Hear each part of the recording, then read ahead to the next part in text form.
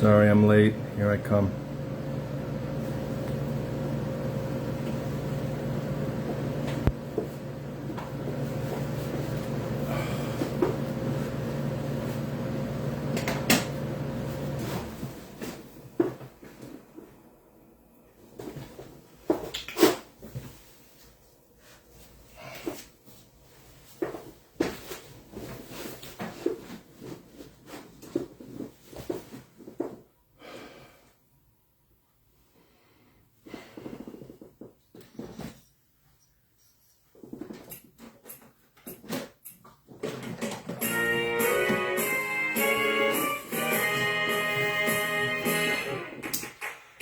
Ladies and gentlemen, welcome to the Truth Seeker Show, the show that is specifically designed to help us to fulfill our life purpose in this world properly by giving information, motivation, pleasure, and healing.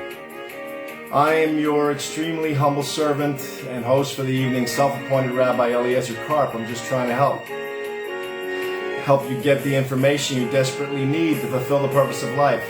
So sit back and get ready for a whole lot of truth given with a whole lot of love, with the intention of finally pleasing our Creator in this generation. We can do it. Let's do it.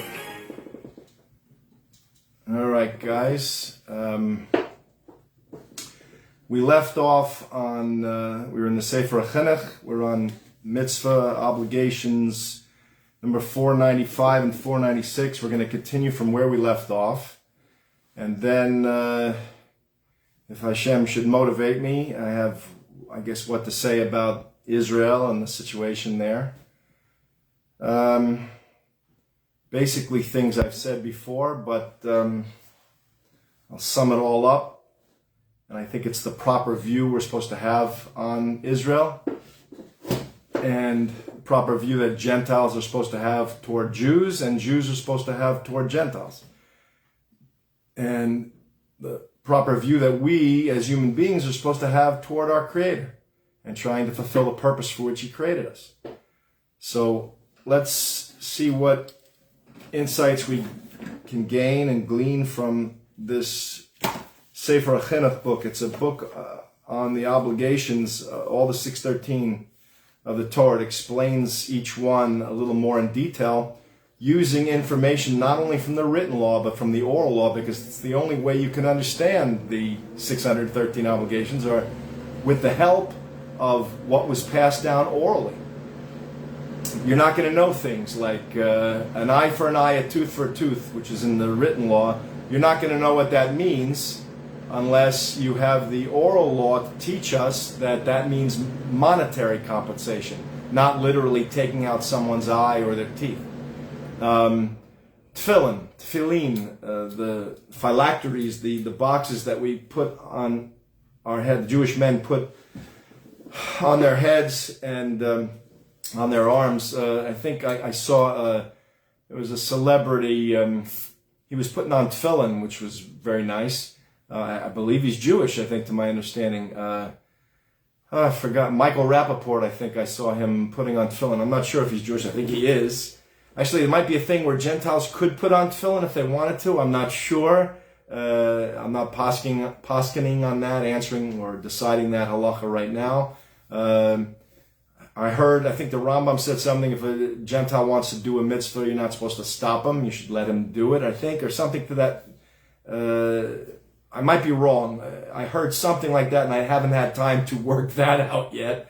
I got so many other things I'm working on. But tefillin, how are you in the written law? It says we're supposed to bind them as a sign between our eyes and our hearts. And how what is that? How are you supposed to know what they are?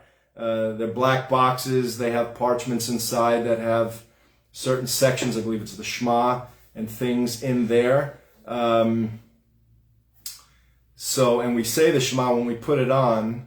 Don't quote me on it. I'm not for sure about what the parchment says. I know there are verses of the Torah, but I've spoken with scribes who make those parchments, but I forgot a lot of stuff. I just wanted to know what it was so it would get me into this whole thing. Sometimes you just got to learn just to get in. just so you feel comfortable getting involved with all this array of obligations upon you. And then you go back another time, and maybe many times, to try to get all the details and sort them out and organize them, which is what I'm trying to do now. The only way you can know what these phylacteries are, these tefillin, is through the oral law, I'm taught. And there are other things like that as well. I was studying the oral Torah today, the Gemara Bavli. And I was going through it, and I'm constantly thinking, how can I help these misguided Jews and Gentiles who don't know the importance and the weight of the oral law, and they take the written law at face value, and they don't even pay any attention to the oral law, and they think they know everything, and they say that the oral law is not necessary. Well,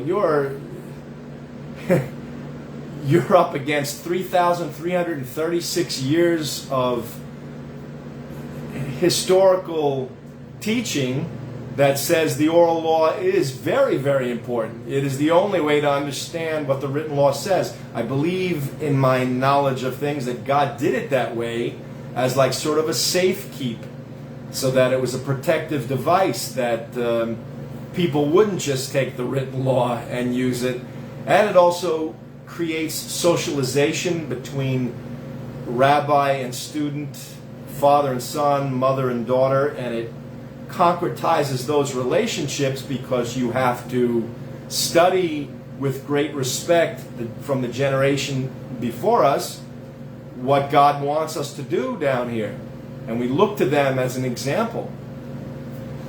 We respect those elders, and we take from them what we need to know to please the creator of the universe, our creator. So, I'm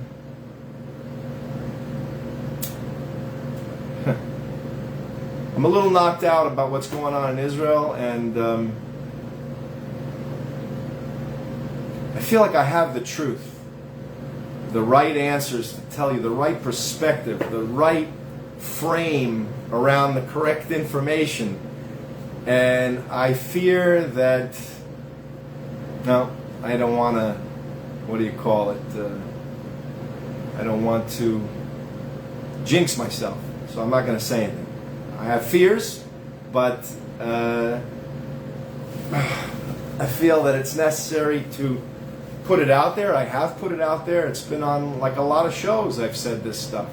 So it's not new to you.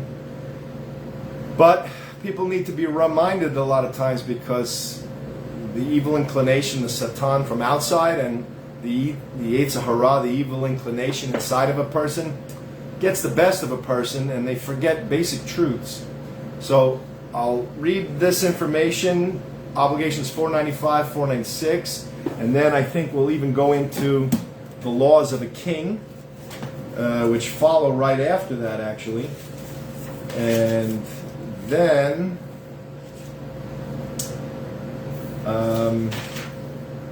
I'll give my presentation on Israel, and if there's time we'll read Yechezkel. If not, next week I'm going to try to finish Yechezkel. God help me. Believe that, not without the evil eye, without a vow, B'le'ayin hara. We should have any problems doing it. Also, you're not supposed to set as favorable or unfavorable. Don't determine set times as favorable or unfavorable for an undertaking. That's one of our obligations. So you know what? I don't have any goals anymore. I thought I'd have us studying the whole Torah on a certain date, but I don't know. I don't want to violate that law of determining set times as favorable or unfavorable for an undertaking. I'm trying. I don't know how the people my Jewish Orthodox colleagues who study the Daf Yomi, a daf a day, a page a day of the Gemara Bavli. There's also one for the Yerushalmi too, I think, Gemara, the Jerusalem Talmud. But for the Bavli Talmud, they do a page a day, I think. I've done it with them for a while. I never got to go to the Siyum, the celebration after they finished the whole oral law after 7 years of study. But I hear it's quite a wingding, quite a party. I think they have thousands of people that go to some like I don't know if it's Madison Square Garden or some big place. And they have speeches and celebrate the completion of the Talmud, the oral law, which is so important. Thousands, 50,000 or more, hundreds of thousands of Jews studying the oral law daily. That commitment. If the oral law wasn't important, why would they devote themselves to that study every day? And it's quite tedious and involved and takes a lot out of you. So my people know the importance of the oral law. I'm hoping to teach all of you its importance, and we'll study this now, these obligations, and hopefully this teacher who wrote the Sefer HaChinuch will put those facts in front of our face so that, and hopefully they'll get into our hearts and we'll know the importance of the oral law. Okay, so we left off on, okay, we're right here. Now by this approach to the matter, of which I have made you aware, my son. This Sefer HaChinuch, I believe, was a book that a father, I don't know if he was a rabbi or not, there's whole paragraphs and chapters on who this gentleman was, but I think he was trying to teach his son and his friends, the son and the son's friends, each obligation and educate them in the mitzvot and the obligations. Now by this approach to the matter of which I have made you aware, my son, I will explain to you one anecdote in the tractate Bava Metzia, toward the end of the 4th chapter, 59b, that's the page. Bava Metzia is one of the tractates in the Gemara. I did not get to it yet. It's in the last 9 that I have to do. I think it's a little bulky, a little bigger than most. There are 3 Bavas, Bava Metzia, Basra, and Bava Basra, Bava Metzia, and Bava Kama, right? Kama, Basra, and Bava Metzia. So, and it's on, there's a page, and then it has the A side and the B side. So this is on the B side. So 59b is the page. About the incident of Rabbi Eliezer with the stove of Achnai, which confounds all who hear it. It was stated there, Rabbi Nathan encountered Elijah. Elijah is the one who supposedly did not die. He was immortal. He raised people from the dead, or was able to revive the dead, and he could do many miraculous things. We read about him. He asked him, what was the Holy One, blessed is he doing at that time? He answered him, he smiled and said, my children have triumphed over me. The meaning of he smiled is that the Holy One, blessed is he, was happy that his sons were following the ways of the Torah and its precept to decide according to the majority. Obligation 78, I think it is. As in parentheses it says, as to his words, my children have triumphed over me. Perish the thought that there can be any triumph or victory before him, blessed is he. The meaning of the matter is rather along these lines, for in this controversy that Rabbi Eliezer had with his colleagues, the truth lay with Rabbi Eliezer, as the heavenly echo said in deciding in his favor. There's throughout the oral law, there are teachings that when some rabbis wanted to know the meaning of something, a heavenly voice rang out and told them which way to hold, which way we should follow. And that's part of halakha too, the part of the way of Torah. Torah's instructions for us to act in this world on every level. The Torah is in Pshat, Remez, Drush, and Sod. Simple hints, further explanation, and Sod is like Kabbalah and the hidden mysteries of the way God created the world. And He's hidden, and there are hidden mysteries about this place. He's a hidden mystery, other than what He's told us about Himself. So Kabbalah is, I guess, secrets about Him and His government and how He runs this world. So anything is possible. There are rules as to when we follow a prophet. A true prophet can only change the Torah on a temporary basis, not a permanent basis. there are these things called heavenly voices, a bas kol. There's, you got to know all these levels. I'm going to put them in an order so that we understand them. I myself am a little out of breath, and I'm knocked out from the whole Israel thing going on. And I'm just saying there's levels of law like Deraisa. Deraisa is that which is written explicitly in the Torah. There's Derabanan. There's laws that the rabbis are allowed to make due to these two laws, 495 and 496, I believe it is. This is where the rabbinical laws come from. Do listen to the rabbis when they make fences for the Torah, right? This is the source for the 7 rabbinical obligations. There are 7 rabbinical obligations that the Jewish people are required to fulfill. After all the 613 are known, they're also part of what we're obligated to do. So I hate it when Jewish people, misguided Jewish people, tell me that there's no oral law. Well, then you don't know about the 7 laws coming from the rabbis. One of them is to make an Erev around a community on Shabbos so that you can carry certain things. To light Shabbos candles, to light Hanukkah candles. I've read these to you before, and they're quick and fast. Maybe I could just read them to you real quick now. The 7 rabbinical obligations, I put them in a different order, in an order in which I think they go. The Rambam was organizing in his generation the laws. He made 25 number 1, do know there's a God. I have certain sensitivities. I'm just playing around with this. This is my rough draft, but I'm sharing it with you. I'm not writing anything in stone. But let's say number 1 would be, I put them in an order. Let's see, number 1 is daily, right? So do wash hands before eating bread. Number 2 is also a daily one. Food and pleasures. Do recite a blessing before deriving pleasure from the world, from this world. 3 is a weekly one. So I did the daily ones and I do them in weekly order. Do set up an Erev. That was number 3. I saw them in a different order in another book, and I said, that don't sound right to me. And so I played around with it a little bit. So that's 4. 5, do recite Hallel. That's a monthly one. I believe for Rosh Chodesh we say Hallel.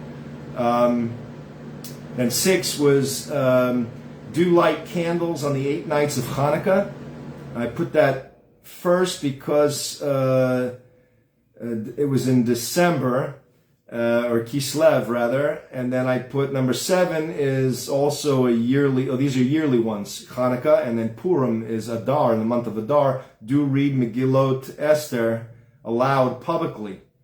Okay, so that has to do with Purim, excuse me. So those are the 7 laws in my order, okay? Just letting you know. When I write my book, I'll put them in the right order like that. Hope I just was playing around, made a little rough draft so I could clue myself onto certain sensitivities. Daily, weekly. I would put constant first, then daily, weekly, monthly, yearly, and circumstantially. Okay? Let's read on. The meaning of the matter. So, as the heavenly echo said in deciding in his favor, yet even though the truth lay with him about this, in the superiority of his keen argumentative reasoning over that of his colleagues, they could not fathom the full depth of his thought and would not acknowledge his words even after a heavenly echo. And they brought proof from the law firmly set in the Torah. For it commanded us always to follow the majority, whether they speak truth or even err. Okay? Oh, that's a rough one. Boy, oh boy, oh boy. I met a very nice couple. My mother and I went out to dinner the other night on Labor Day, and we met a very nice Jewish Orthodox couple in a kosher restaurant, one of our favorite kosher restaurants. And we were talking, and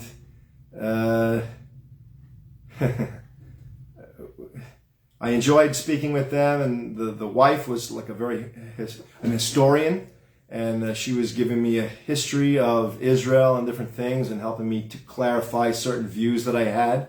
None of my views were really challenged at all, But in fact, I saw my views in a better perspective because I heard her telling of the history. So that was helpful. The Balfour Agreements, all these different United Nations, 1924, 1948, blah, blah, blah, and we were discussing all these different things. And I enjoyed speaking with them very much. They were very warm-hearted,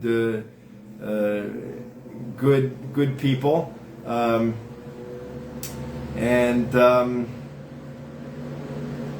But there were two other points about them that they said, which I'll say in my Israel presentation, probably, we'll see. They mentioned two comments, one thing about Trump and another thing about Israel. And it got me a-thinking. And then it helped me formulate this presentation, which I don't even know completely what I'm going to say. I have a good idea of everything I would say, but it's up to Hashem how the words are going to come out of my mouth. So let's see when we get there. They brought proof from the law firmly set in Torah, for it commanded us always to follow the majority, whether they speak truth or even err. About this, the Creator, blessed is He, responded, "My children have triumphed over me."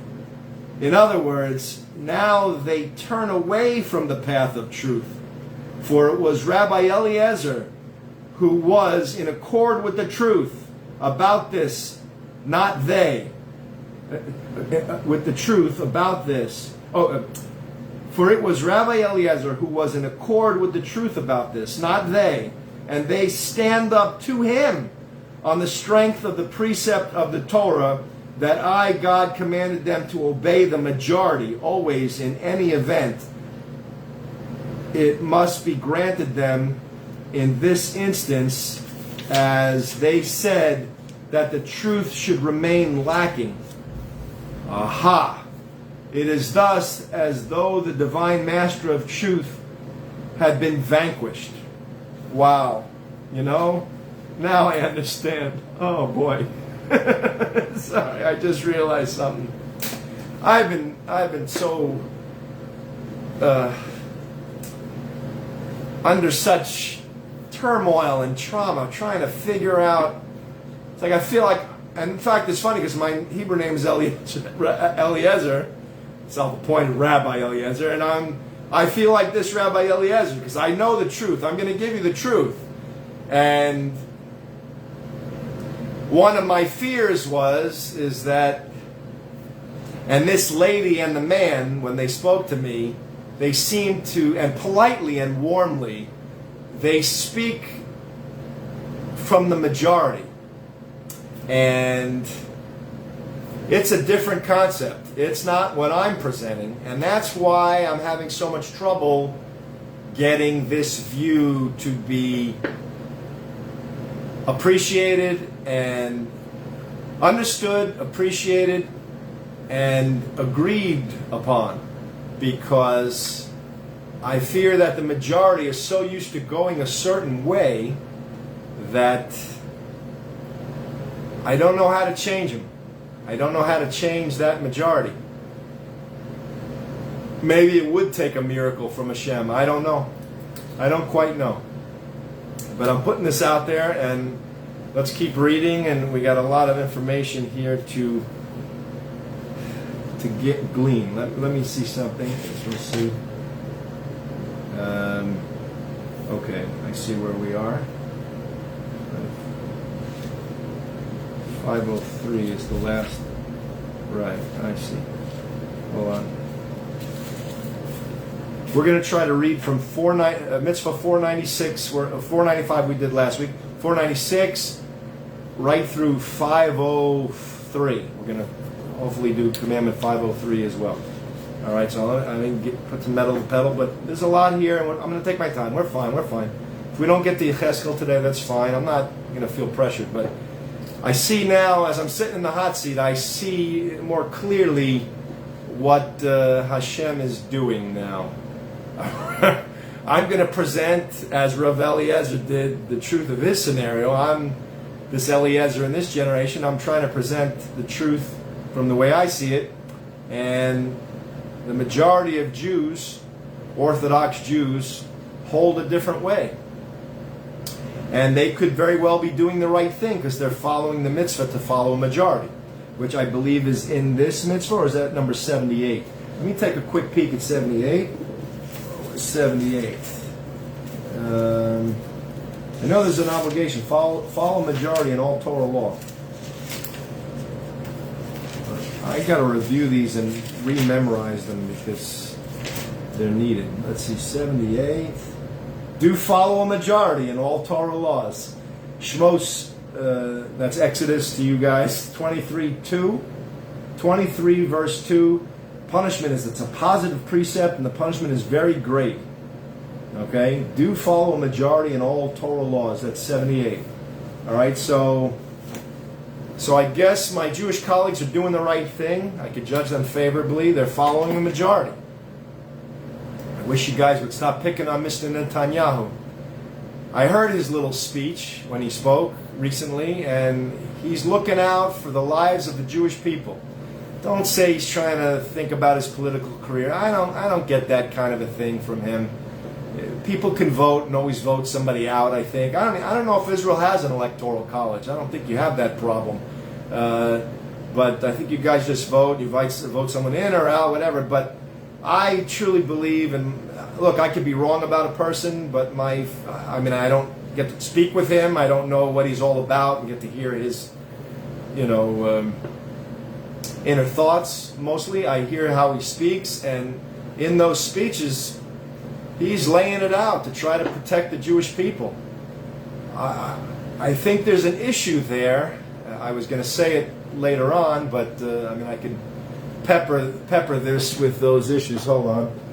Let me see. Or maybe Hashem don't want me to. I don't know.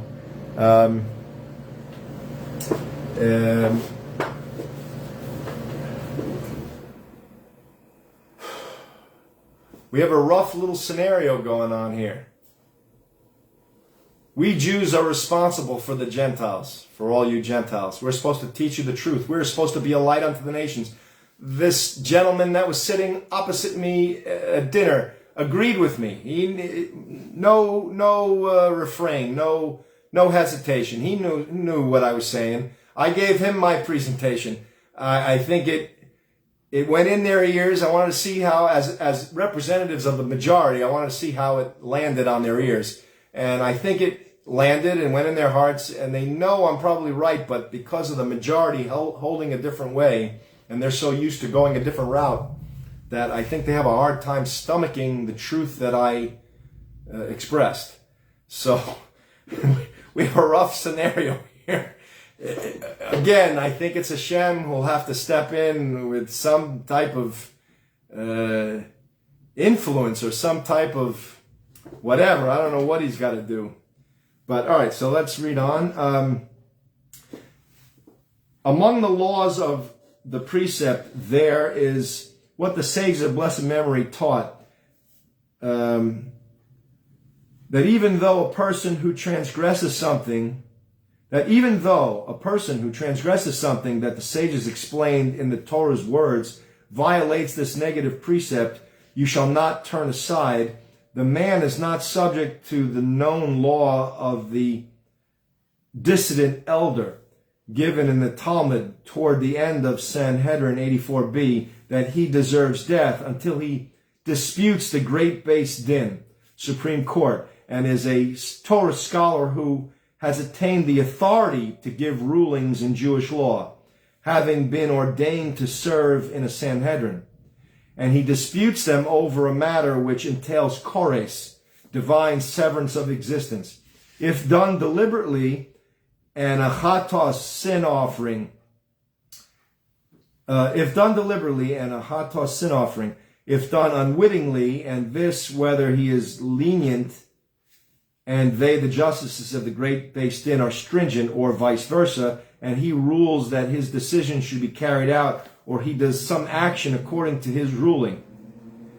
For it is stated, and the man who acts presumptuously, Deuteronomy 17:12, and not if he merely gives a ruling. If, however, he was a disciple who did not attain the authority for decisions, and he gave a ruling, he is free of penalty. For it is stated, if there arises a matter too hard for you, Ibid 8, thus referring only to someone for whom nothing but an obscure matter is too difficult, so too if he found them, the justices of the great Beis Din, outside the chamber of hewn stone, and he contradicted them, he is free of penalty, for it is stated, then you shall arise and go up to the place, Ibid, which teaches that the place of the great Sanhedrin makes him liable for the death sentence. Okay. There are sources here from the Bavli Gemara, from the oral law. We give death based on things coming from the oral law. You got to know the oral law. Now, whether he disputed them over an actual matter that itself entails chores, if done deliberately, or over something that can lead to a matter over which the penalty of chores is incurred, he is equally guilty.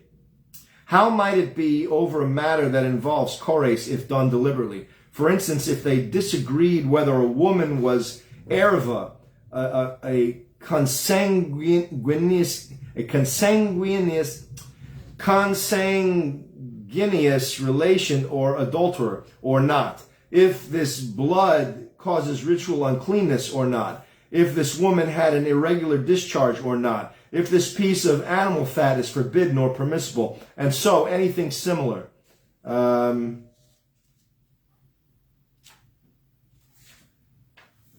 How might it be something that could lead to a matter involving this penalty? For example, if they disagreed about intercalating the year, that's mitzvah number 4.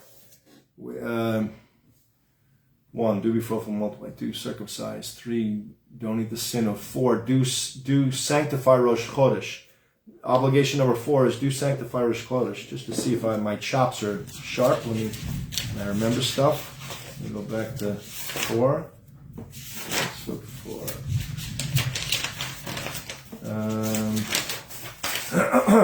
Obligation 4. Do sanctify the months.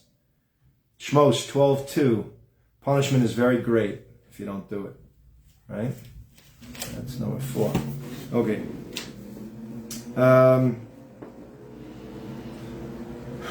And if a person transgresses, where were we? Oh, did I lose it?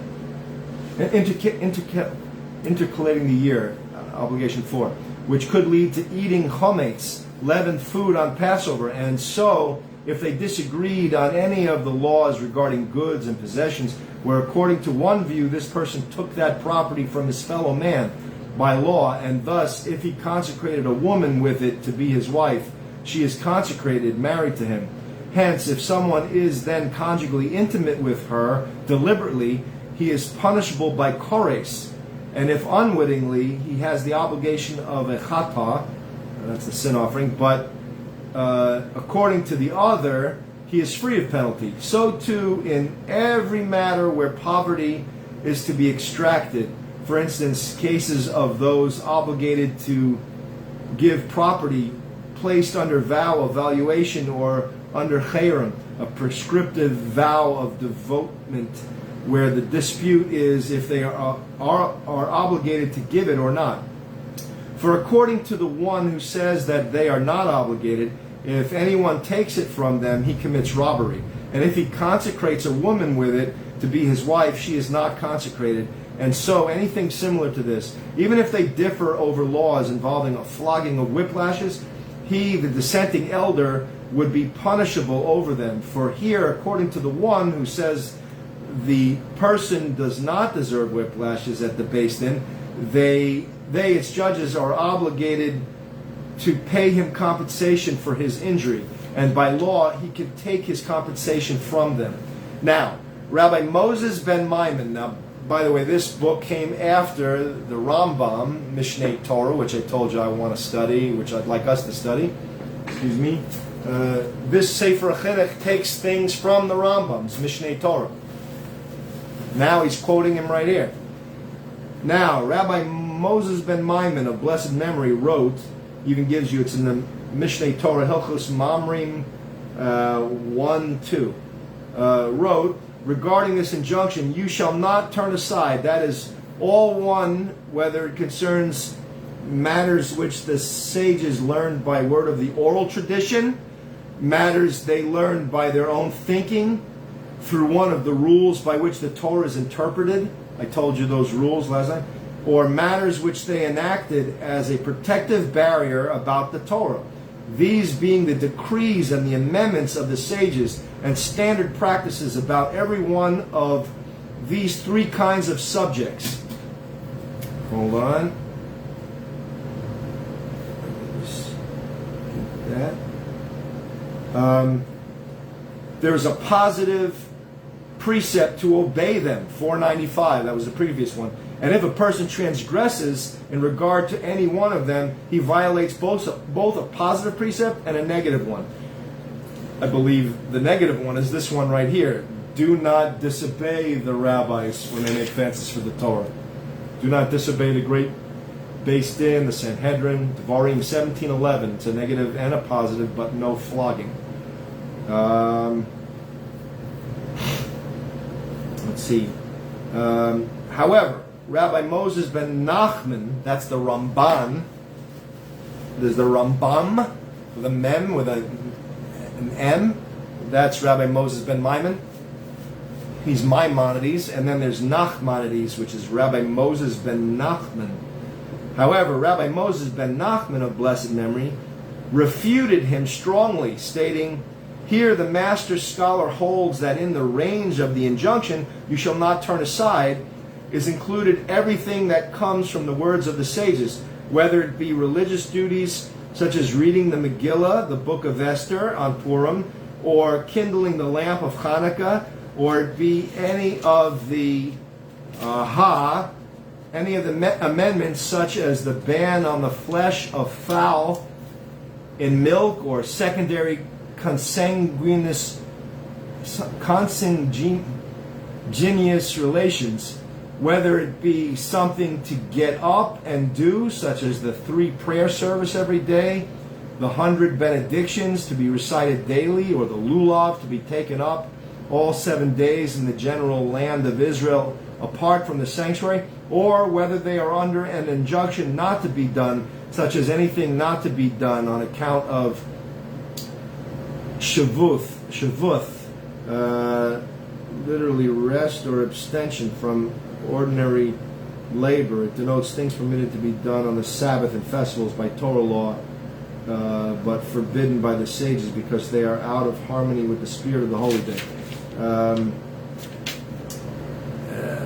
Shavuth, on the Sabbath and festivals, and so too the second festival day in the diaspora and the 9th of Av, and so in general everything that the Talmud forbids or about which it commands. What did he say? Rabbi, I didn't quite understand what the Ramban was. Ramban always argued on the Rambam, and but I believe the Ramban came after the Rambam, calls him the master, etc. But he too was a posek, the Ramban. The Rambam was an authority, a posek, and the Ramban was an authority. I believe my Rav told me that. However, Rabbi Moses ben Nachman of blessed memory refuted him strongly, stating, and this is the Ramban commentary in Hasagoth to Sefer HaMitzvos, Principle 1, edition Chavel, pages 10 through 17, with apparent elisions, abridgments, and paraphrasing. This is the source of all that follow for the balance of this section, except for the last 2 paragraphs. Hold on. However, Rabbi Moses ben Nachman of blessed memory refuted him strongly, stating, here the master scholar holds that in the range of the injunction, you shall not turn aside, is included everything that comes from the words of the sages. So is he refuting that? Is he trying to say it's not the words of the sages? The Ramban says this. whether it be religious duties such as reading the Megillah. And I just read you those 7 obligations, and now they're popping up here. So it's good that I read them first. Now, Ramban continues. The master scholar, Rambam, builds a fortress wall around the words of the sages. Yet, it is as a breach about to fall, bulging out in a high wall whose crash comes suddenly in an instant. And that's Isaiah 30:13. He uses that expression because it is an opinion that fails for most instances in the Talmud. For now, in his view, if someone makes use of something attached, rooted in the ground, for instance, if he leans against a tree on the Sabbath, or if he moves something from the sunshine into the shade, or he tells a non-Jew and he does it, or even if one takes a huge stride on the Sabbath, he transgresses both a positive and a negative precept, and he deserves to be flogged 40 lashes. I don't know if that's 40 minus 1, which is 39. I'm not really sure. There's a law on that too, on how whiplashes are given. Only the master scholar acquits him of punishment there in the book of Judges. That's in Mishneh Torah, Hilchos Sanhedrin. I think it's 18:2. Only the master scholar quits him of punishment there in the book of Judges because it can entail a warning of a death sentence. By the Beis Din. For if any Torah scholar disputes the sage's words, his death is to be by strangulation. The sentence for a dissenting elder, and it is a standing rule that for transgressing a negative precept which can be linked in any way to a warning of a death sentence by a Beis Din, whiplashes are not given. Okay, I mean, this is like tedious rabbinical law back and forth, and let's keep reading, see what we gain from this. The Rambam is one of our major Torah authorities that we follow. So much so that I put it as the 7th book that I was going to study of God's Torah, so that I would know how a posek thinks. And yet you have another posek, the Ramban, arguing on him in some way. Can't quite make out what the argument yet is. It doesn't seem too clear to me yet. I don't think it's that... could be, maybe the Rambam says the oral law, if you violate the oral law, it's part of this obligation. I don't know if the Ramban is saying that it's not. I haven't made it out yet, but let's read on. We'll get to a conclusion here. This author will probably we have a couple of pages here left on this obligation. We have like 1, 2, 3, 4, 5. Now 5 more pages. They're small pages, but small print.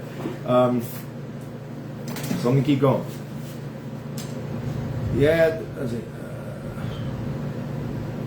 Yet, by his, Rambam's words, the man should receive whiplashes in the view of the one who says in the Talmud, over and an injunction which can entail a warning of a death sentence by the Beis Din, whiplashes are to be suffered. As mentioned in the Talmud, Tractate Shabbos 154b. It is proper then, according to... I mean, how could you possibly know these punishments from just studying the written law by itself? You need the oral law and all its arguments back and forth to bring forth all the points that God has passed down orally to Moses, that went from Moses to Joshua and to the elders and the prophets, and until it reached all these people that wrote it down in the Mishnah and the Gemara, which became the Talmud. So you're denying 3,336 years of history and all the intense efforts of these great rabbis who strived to pass down God's law from generation to generation. You can't just, think you're hot stuff and just get rid of the oral law. So study the whole oral law first, and then you'll see that you cannot get rid of the oral law. You'll feel its need, its great need, by studying it. I'm seeing it when I study it. I see, how would I know that if I didn't study the Talmud? Let's see. Whiplashes are to be suffered as mentioned in the Talmud, Tractate Shabbos 154b. It is proper then, according to this view, to be very strict about the words, decrees, and enactments of the scribes.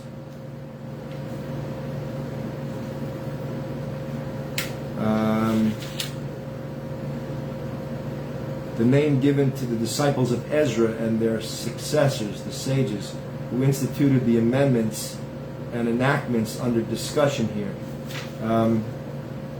That's the footnotes I was reading. I don't know how true that is. Let me try to just stay with the text here.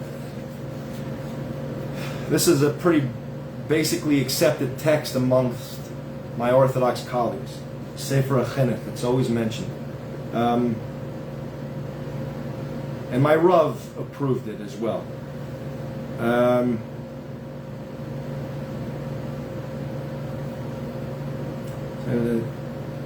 It is proper then, according to this view, to be very strict about the words, decrees, and enactments of the scribes, since they are all Torah laws.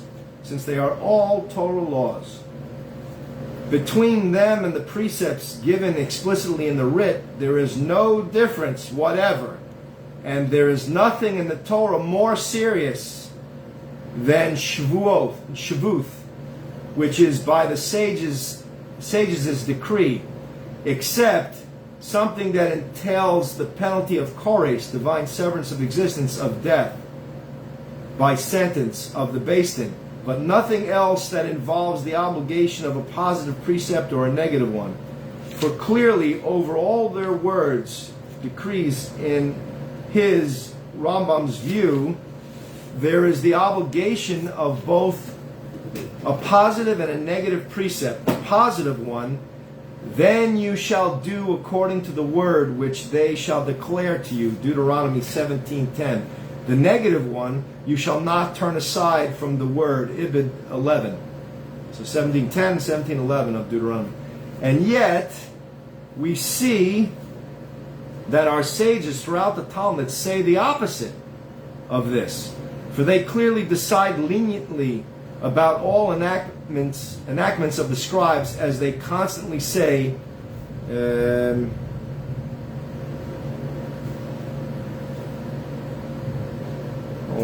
as they constantly say,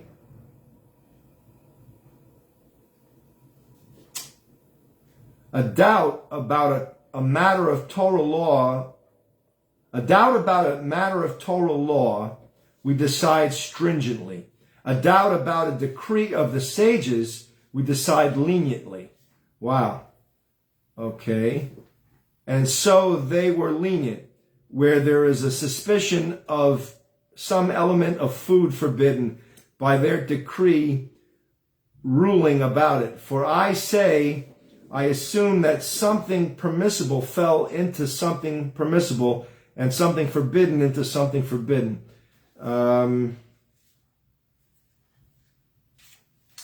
Thus, it was taught in the first chapter of the Tractate Pesachim 10a, when do we rule? For I say, when a decree of the sages is involved, when a law of the Torah is involved, do we then rule?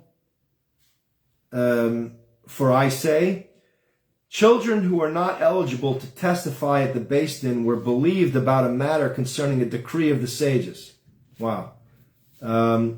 As it was stated there, the search for chometz, leavened food, the evening before Passover Eve is a requirement of the sages, and the sages believe them about a decree of the sages.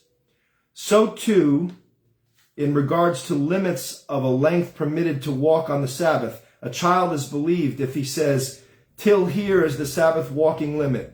It was held that the delimitation is by the decree of the sages, and the sages believe them in matters involving the legislation of the sages, as we find in the tractates Eruvin 59a and Ksubos 28b. I'm on Ksubos right now, actually, in my own private study. Furthermore, the sages were likewise lenient in instances of doubt, as they of blessed memory said,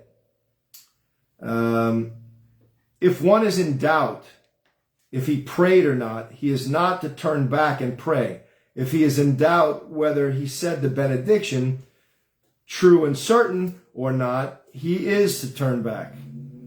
So here is, or not, he is not to turn back, and here he is to turn back. Remember I told you that last week.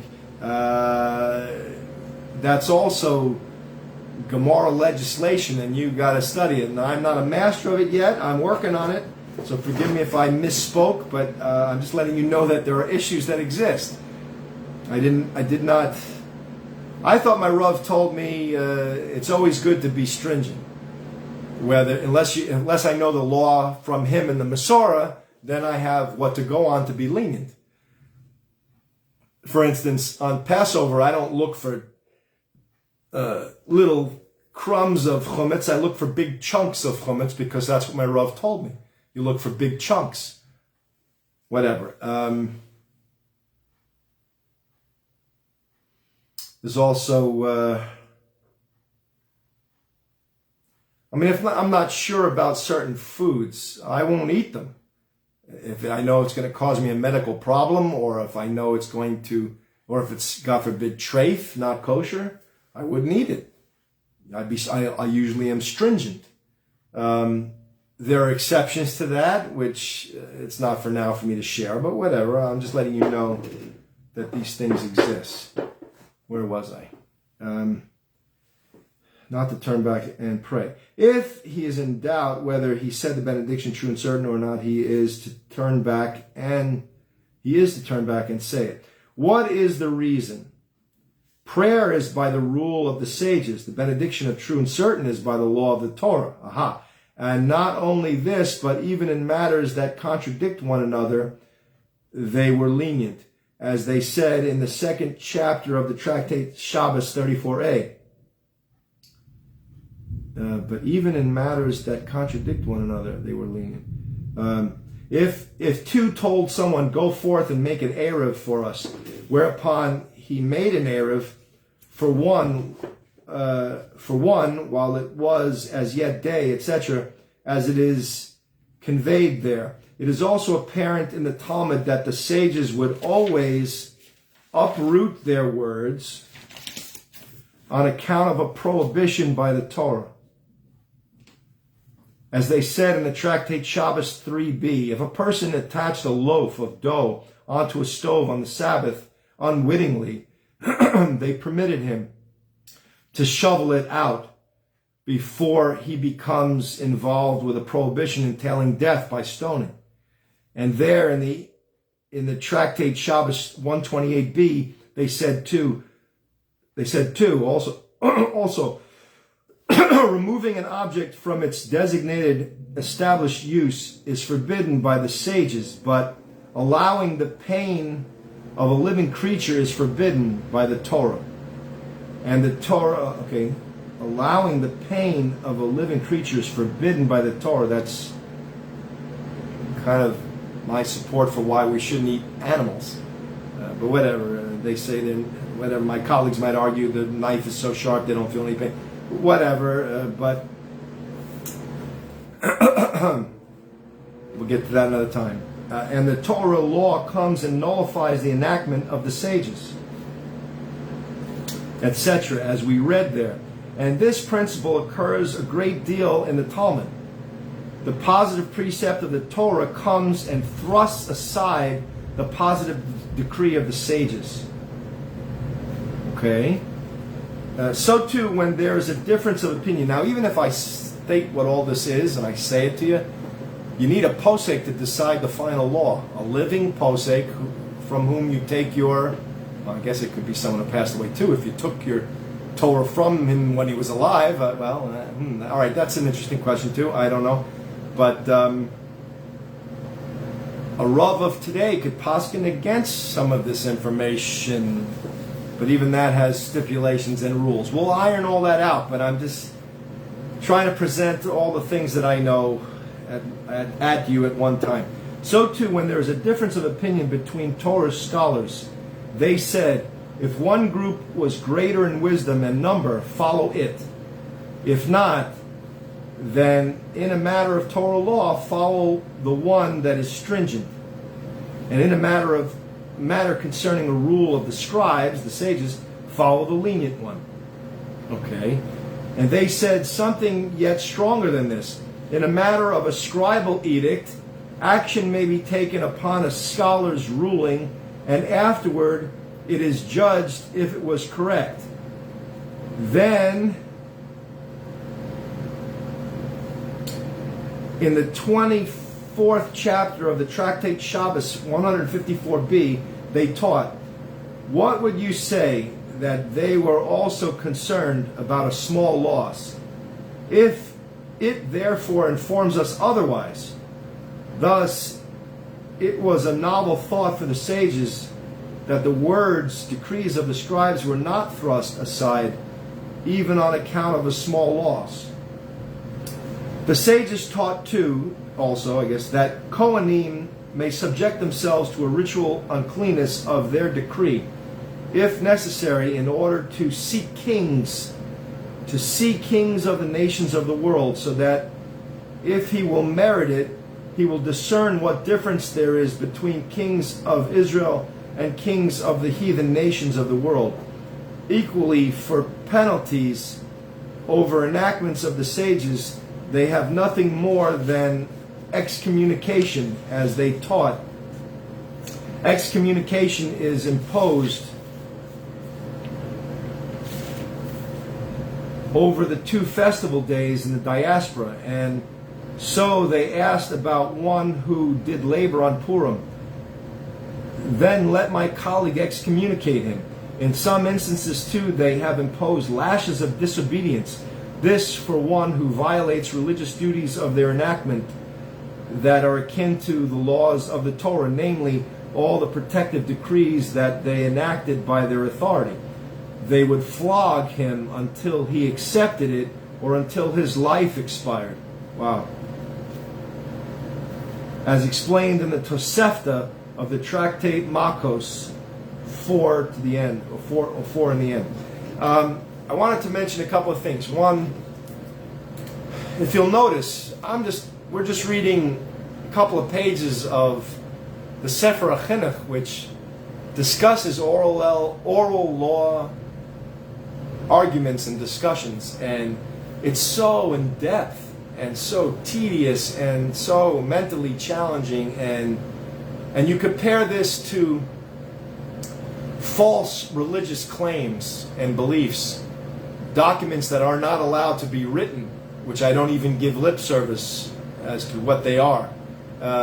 You know what they are. The documents of false religions in the world that are based on my Torah. They don't even speak on any level close to this level of detailed observation. They speak in like parables and they try to sound lofty and everything, but they're false documents. You're not allowed to write them. The written down, and the oral Torah was passed down orally at the same time that the written Torah was written down. Later on, we wrote down the oral Torah. A lot of it, but not all of it. Quite sure what the Ramban is saying. I don't know if he's in law or should be. Maybe it's this little Ramban that gave rise to all these false claims in the world. Just one posek against many who follow the Rambam. So let's keep reading and see what the outcome is, and then we can reflect back and see if we... the Tosefta also is like an outside teaching. Tosefta and Bryces, they're like other teachings that are also included in the Talmud. We'll get Be patient. The crux of the matter. Let's see. We're almost done. Hang in there. It's like 2 pages left.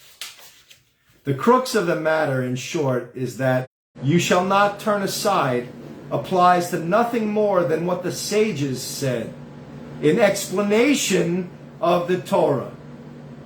For example, matters inferred by Gezer Shava, that's one of those derivation laws that I have to study that we should all know. The identity of terms, or about the meaning of the language of the writ itself. So also it applies to what they received in the oral tradition as definitive law given to Moses orally at Sinai. Okay? So do not turn aside from that. Both a positive and a negative precept apply to the matter. And if on such a subject something which entails chores, divine severance of existence, if done deliberately, and a chatos sin offering, if done unwittingly, a person who is fit, authorized to render decisions, disputes the great Beis Din, he becomes thereby a dissenting elder at the time that capital cases can be tried. This is why the sages of blessed memory said, even if they tell you about the left, that it is. In other words, even if they tell you, this is why the sages of blessed memory said, even if they tell you about the left, that it is right. In other words, such is the precept given us by the divine master of the Torah, be he blessed, that we should believe the great men of Torah learning in what they tell us, and a person in dissent should. It is a religious duty to believe them, as I wrote above.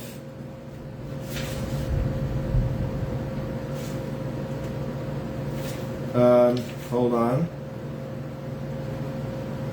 4th paragraph. In this, our author goes further than Ramban, who makes this point only when the great Beis Din Sanhedrin seems near. That's the footnotes. Let's see. For even if it were so, it is a religious duty to believe them, as I wrote above at the beginning of the precept. This is in keeping with the way Rabban Gamliel behaved toward Rabbi Joshua about the Day of Atonement as it occurred by his reckoning, as related in the Talmud Tractate Rosh Hashanah 25a. There is, however, one condition that obtains in this matter, according to what the sages of blessed memory said in the Tractate Horoyos 2b, that if there was, at the time of the great Sanhedrin, a wise, learned man, fit to render rulings, or if he was a member of the Sanhedrin, and the great Beis Din gave a decision about a matter not in accord with his view, he does not have the right to grant himself permission in that matter, which is forbidden in his view, until he engages in debate and discussion with them on the matter. You know, I was listening to Tyson, Neil deGrasse Tyson, speak about peer review, that they have theories about what's in outer space and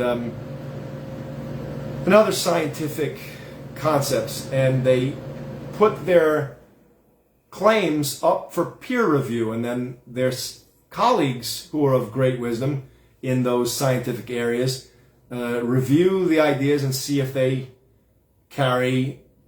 hold water, if they what do you call it, if they're solid concepts that can actually be adopted as truth. So I was very impressed by the concept of peer review. It comes from basically how the rabbis, I don't know if it came from it directly, but I guess science was probably around since Adam, and the Torah was around only since, the 6 obligations were given to Adam, the 7 were given to Noah, and then the 613 were given to Moses. So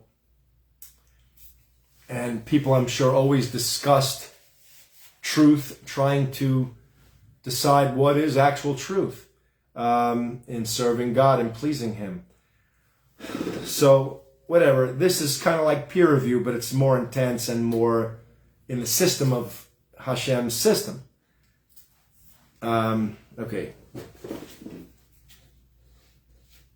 Until he engages in debate and discussion with them on the matter. After all, or most of them reach agreement in negating that view of his and show his opinion to be an error, so reaching accord that he is mistaken, he then has the right to grant himself permission about what it was in his view to forbid. Moreover, he is commanded about this to accept their thinking under all circumstances. However, the amendments and decrees that the sages made as a protection for the Torah and as its fence have in this negative precept no more than a mere indication of support. But the law about dissent does not apply about them at all. Further details of the precept are explained toward the end of the Tractate Sanhedrin. So you need the oral law, Tractate Sanhedrin. I didn't do it yet. It's one of my 9 that I have to finish. So here it's telling you where the rest of the details of fulfilling this obligation. You won't know by looking at the written law. You'll be so naive and so, what do you call it? Just, you'll be dumb to the truth of God's obligations. You'll be, what's the word? Plastic or superficial, too superficial. You're not getting the depth and knowing all these ins and outs, and if you're a dissenter, and what happens there, and what's the punishment, where you get flogging, you get death. I mean, you have to know it all. I would chart it out, because how can I remember all this stuff? I mean, I'm sure people do remember this stuff because they make spectacles of it. They learn with chavrusas, and you make a spectacle of it for yourself. Chavrus is a study partner. But I would chart it all out too, because I'd rather have it in writing and charts. Simple charts. That's part of going to be my book. Okay. This precept as regards a dissident elder is in effect at the time the temple is extant. The time the temple is extant. As for the obligation given to us to obey the words of our sages, aforetime, our great authorities in the wisdom of the Torah and our judges in our generation, it is in effect everywhere at every time. For both man and woman. There's some obligations that don't apply to women, time-related obligations, but this, I believe, is not a time-related obligation. It's in effect at all times.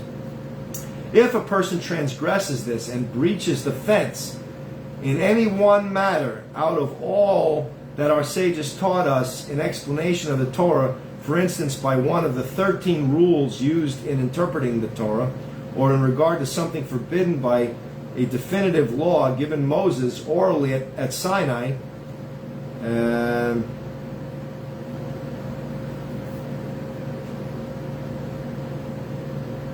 under the conditions we wrote shortly above, he violates this negative precept apart from disobeying the positive precept that applies to it.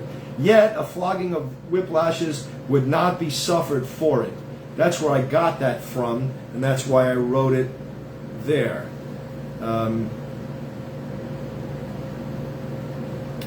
In my summary, I gave you guys a summary on Facebook and Twitter, and I recorded it and put it on YouTube, and it came from this book and went into my chart, and then I read it aloud for you guys. Okay. Yet a flogging of whiplashes would not be suffered for it, because it is capable of involving a warning of death by sentence of the Beis Din for a dissenting elder, as we have written. As we have written. All right, that's that. Let me take a little break for a second. Just wet me whistle. Hold on a second. Hold on. All right, let's digest all that.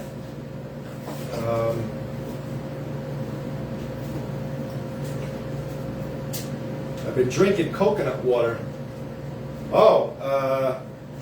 Dr. Gundry is involved in hold on. Baruch atah Adonai Eloheinu melech haolam she'kol mikeh v'vra.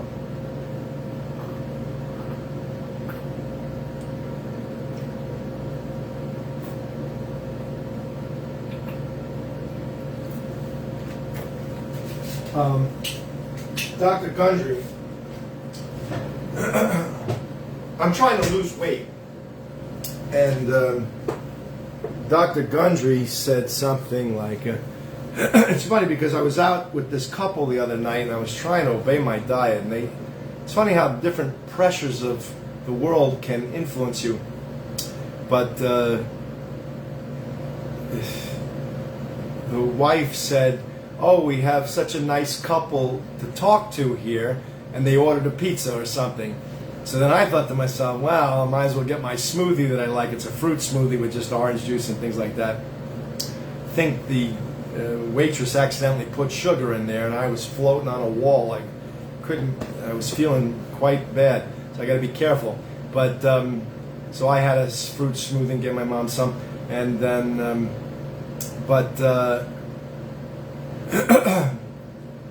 my point is Dr. Gundry came up with these three things that I'm checking them out to see if this whole concept is truthful. I'm giving it peer review with my knowledge of Torah and what God wants, and the Rambam, what he talks about food and which ones are poisonous and which ones are not, and what Dr. Gundry says are poisonous foods and not, or bad for you or not good for you, have lectins in them that could cause gut holes or whatever. I'm peer reviewing that information and trying it out on myself. There are three things that help you lose weight. Polyphenols. I wrote it down. I don't have it. Polyphenols, ketones, and MCTs. Medium something triglycerides, medium change triglycerides. I don't know if I'm saying it right. Those three things, there are food sources for those three things, and somehow it tells your body not to store fat. So I'm exploring that and experimenting with it. Coconut oil, or maybe even coconut water, I think Dr. Gundry said was good. I've been drinking coconut water. Hashem kind of guided me to get this coconut water. So, because I looked at his theories, Dr. Gundry, about this before. I knew them in the back of my head, but Hashem kind of made something happen to me where I had to buy something, and I was forced to use some money. So I got a bunch of coconut water, and I've been drinking that every morning. You should start your first meal with something that tells the body to not store fat or something like that. So I'm exploring this to see if it works. Exercise is very important. I did a little exercise. I should have done more, but I'm trying to build to that. All right. So we see from this that the oral law is important. You're supposed to listen to the rabbis when they make fences for the Torah. For all of you that are reading the written law and not abiding by the oral law, the written law tells you to obey by the oral law. To obey the oral law in Mitzvah 495 and 496. Do obey the great beis din, the Sanhedrin, in every period. Source is Devarim or Deuteronomy 17:10. It's a punishment. It's a positive precept, and the punishment is very great if you disobey that. 496. That was 495. 496. Do not disobey the great beis din, the Sanhedrin. Source Devarim or Deuteronomy 17:11. Punishment is a negative precept and a positive precept, but no flogging, as we just read. I read you the details. However, the punishment is very great if you disobey, if you do not obey the beis din or the rabbis. You're in for trouble. Why would you want to do that? And the only way, and let's be, I had a problem with I've been talking to my Gentile friends and some of my new Jewish colleagues, and I find that you guys need to be intellectually honest. You're not listening. Now, maybe it could be me. Maybe you don't trust me, and I'm not, I'm just trying to be humble and I'm not. Am I an authority? I know a lot of Torah. Am I an authority? No. And I'm a self-appointed rabbi. I'm just trying to. I put myself up here to be like a spiritual concierge and give you all the information that I know, which is a lot of information. I do know a lot of information.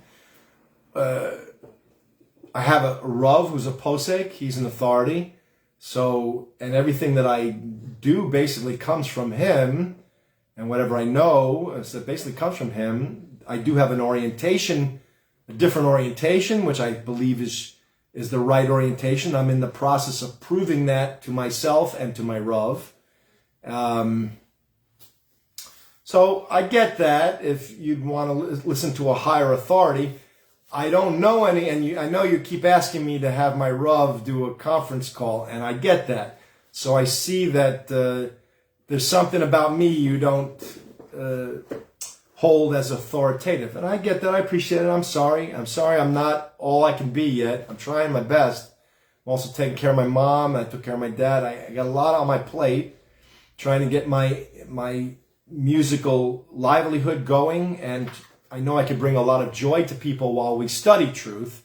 So I need to get that at its highest level too. So I'm working on that too, because it's going to save lives. Just having, and I added another show. I got a guest coming this Wednesday, already confirmed. So be there tomorrow night at 8 o'clock around there, whenever it happens. If it's earlier or later, we'll see. Just be ready. It'll be a surprise. Very fine guest. So I'm adding more music because I think we have such problems in the world, especially in Israel and everything, and between Jews and Gentiles, that I want to clear up all that stuff. I want to read you these mitzvot about a king. Because here you have the oral law, and now you have some gentleman who's going to be elected king of the Jewish people. Let's see what God says about that. Okay?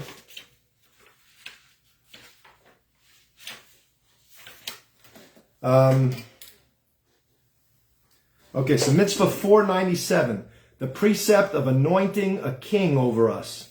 Appointing a king over us.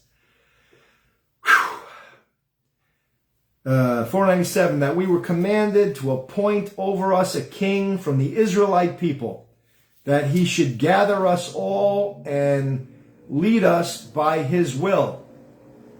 About this it is stated, you shall indeed set a king over you, etc. Deuteronomy 17:15. And it was taught in the Midrash Sifrei, you shall indeed set a king over you. It is a positive precept. Regarding a root reason for the precept, I wrote in Sidra Mishpatim in the junction about a Nasi, patriarch, religious head. That's obligation 71. Let's see what that said. Obligation 71. Don't curse rulers of our people. Okay. All right. There I dwelt at length on the benefit that a people finds when there is one man over it as leader and chief. For the settled communal life of the people will not endure otherwise. Okay?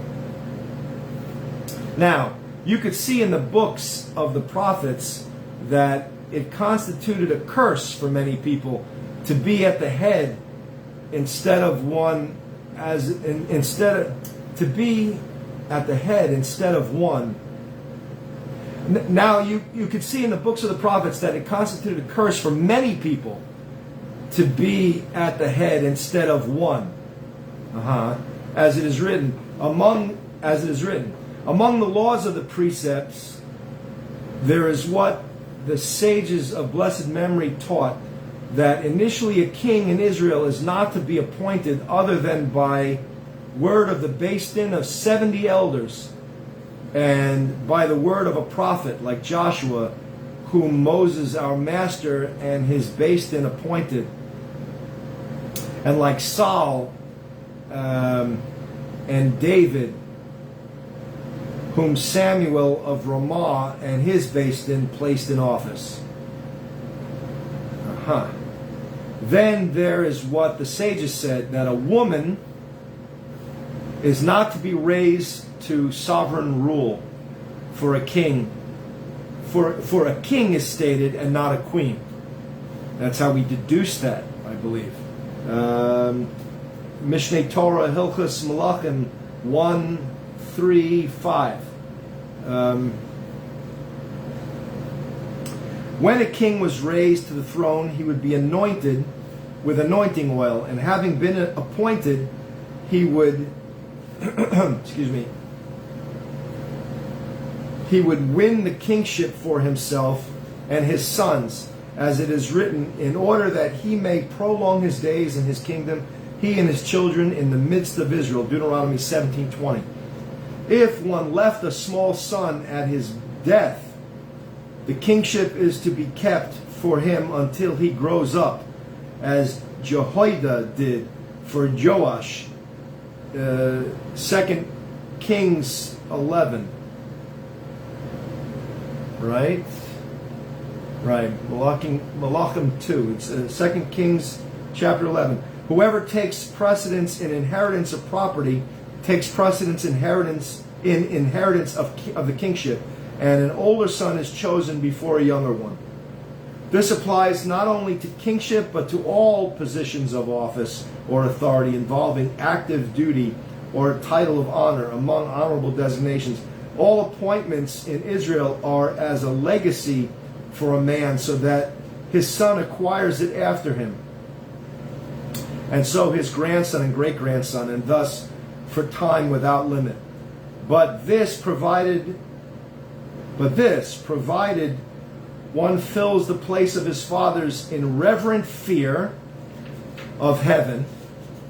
But this, provided one fills the place of his fathers in reverent fear of heaven. Period. As for anyone, however, in whom there is no reverent fear of heaven, even if his wisdom is immense, there is no need to say that he is not to be appointed among those chosen to office in Israel. That he is not. There is no need to say that he is not to be appointed among those chosen to office in Israel. But it is even proper to hate them and thrust them away. Of them, David said, "Thou dost hate all evildoers." Psalms 5:6. Then there is what the sages of blessed memory said: "You shall indeed set a king over you, that you shall be in awe of him." In other words, we should fear him and believe in his words, and whatever he does not command, believe in his words in whatever he does not command in opposition to the Torah. And we should honor him with the utmost respect that can be given a mortal being of flesh and blood. Whoever disobeys the directive of a king appointed, whoever disobeys the directive a king appointed according to the Torah, or rebels in any way, the king holds the right to put him to death, and he incurs no aspect of guilt by this. This to such an extent that the sages of blessed memory said that Uriah incurred guilt to pay with his life when he said before King David and my lord Joab, 2 Samuel 11:11, for he ought not have mentioned lordship in regard to any man before the king. Aha! I always wondered, Uriah I believe he was the husband of, was that Bathsheba, who King David saw her on a rooftop or something, or he was I forgot the exact story, but and he wanted her, and then he sent her husband off to war. I think that's him, Uriah, but he had it coming because he went up to King David, and for he ought not have mentioned lordship in regard to any man before the king. See, now this, I believe, is oral law. This is I hadn't heard that yet. I didn't get to that point. Right? There is further what the sages of blessed memory said, that the king holds the right to make a path for himself in the middle of fields and vineyards. He may judge people according to what appears to him as the truth, even without clear, certain witnesses. And we have what they said too, that one may not ride his horse, sit on his throne, or marry his widow, nor may one make use of his scepter or crown, or any of his utensils and objects. All this for his exaltation and honor. And when he dies, his utensils and objects are to be burned in front of his coffin. In addition, there is what the sages said, that if a king relinquished his right to his honor may not be disregarded. All these rules are entirely for the good of the people and for their benefit.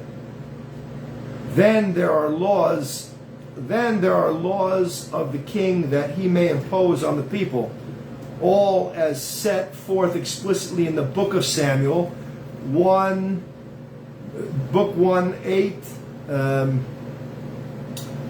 chapter 8, verse 11 through 17. More details of the precept are explained in the second chapter of the tractate Sanhedrin, the first chapter of Christos, and the seventh chapter of Sota. I've studied some of those already. I think I did Sota already, if I'm not mistaken. I might be wrong. This is among the precepts imposed on the entire community, the males, since it is proper for them to carry out these matters. It is in effect when the Israelites are on their own soil. That's why we need the land of Israel, so that we can carry out these obligations. As the sages of blessed memory taught, the Israelites were commanded to fulfill 3 religious duties upon their entering the land: to appoint a king for themselves, to build the chosen temple, and to destroy the progeny of Amalek. You don't want to claim to be Amalek. I don't know if claiming to be a Palestinian, that was also one of the things that the lady taught me. I knew this already from my Rav, and I also kind of knew it from history, but she reiterated that the Gentiles that claim to be Palestinians, they're not really Palestinians. They just said it to stick it to the Jewish people. We're going to have to iron that out in a minute. Let me get myself warmed up. There's a couple of, I want to read the rest of these king laws. It's about about 6 pages. And you'll know basically everything about a king. Okay? Especially for you Gentiles who claim to know who the Jewish people's king is. It's very naive of you to say such a thing. You don't even know the whole entire oral law. How could you possibly tell us who our king is? Our rabbis, who are very wise, they know who the Mashiach is, who the king is or was not, and they stated it, and he has not arrived yet. So anyone you claim is the king of the Jewish people is not. You're being naive. You're not paying attention to God's complete Torah. Written law, oral law, and codifications together. This is God's Torah. You can't deny. You're denying in front of God's face what His instruction manual is. You're telling Him you're only going to accept the first part, not the other 2 parts. You're not being fair to Hashem. And how are you wanting to fulfill God's will and do His will properly? You're not trying to please Him. You're trying to shortchange the Creator of the universe by only fulfilling the first third of His instructions. That's not fair to Him. I know you don't realize what you're doing, but that's why I'm trying to explain it to you in proper context. That you're not being fair to the Creator of the universe. Forget me. I'm just a man trying to learn what the truth is. I want to know how to please God fully, not only a third of a partial fulfillment of my obligations to God. I'll never know what to do. You don't realize that, no offense to you, you don't realize how stupid that sounds, how naive, how childish, how, I don't want to pick on you, but I got to help you. I got to help you learn the truth. You need the oral law to understand. I wouldn't have a show without the oral law. There's nothing to explain. Well, I'm going to sit here and guess at verses? I do it with the background that I have in the oral law. I studied the oral law for, 25 years or more with my Rav. I studied under a posek. I learned what the final halacha is, the codifications, and having made a Rav for myself, I learned it says in the Torah, Selech a Rav, make for yourself a Rav. So I have a teacher, and he tells me, this is how we hold on this. And then I can rely on that. And I'm fulfilling the obligations. Do not, 495 and 496. Do obey the words of the rabbis. Don't disobey the words of the rabbis. That's how the Torah goes. So you're not acknowledging the obligations. Study the obligations if you're just going to read the oral law. So look at what I wrote for you on Facebook. I gave you all the obligations that are in the written law. Of course, they're explained by the oral law. You won't know. How are you going to know the punishments? And how I would never know that this is this, and if it's a warning for a death penalty. Blah, blah. This is what's passed down from teacher to student, father to son, mother to daughter. You won't get it. But go look up all the obligations. At least give yourself. That'll help you transition to the oral law. That's why I'm doing it this way. I showed you in the written law where you have the obligation to obey the oral law. 495, 496. I'm on to it. This is it. I let the rabbis authority of the Sefer HaChinuch explain it to you. I just read it out loud. That's all. All right, let's continue. And destroy the progeny of Amalek. Now, with my orientation, I'd rather not have to destroy anybody. That's why I'm doing this show. I'm trying to get you guys ready so that when the world changes, we can do it in such a way where no one gets hurt. Basically, I say that sincerely, lovingly. That's my goal. I don't want anyone to die. That's why what's going on in Israel is killing me, man. It's hurting me. And I don't know. I know I have the truth. If you would just listen to it and adhere to it and live your life by it, you'll see that we will transition into fulfilling God's will and pleasing Him without anyone getting hurt. Okay? That's what I'm trying to do.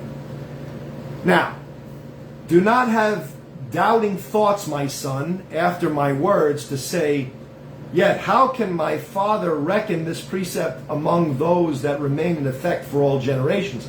Surely once King David was anointed, this precept disappeared from the Israelites, as they would no longer have to appoint a king, since David and his progeny would be rulers over them continually until the arrival of the Messiah, the Mashiach, who will be a descendant of his and king for all time, soon in our days. For the content of the precept is not merely to appoint a new king.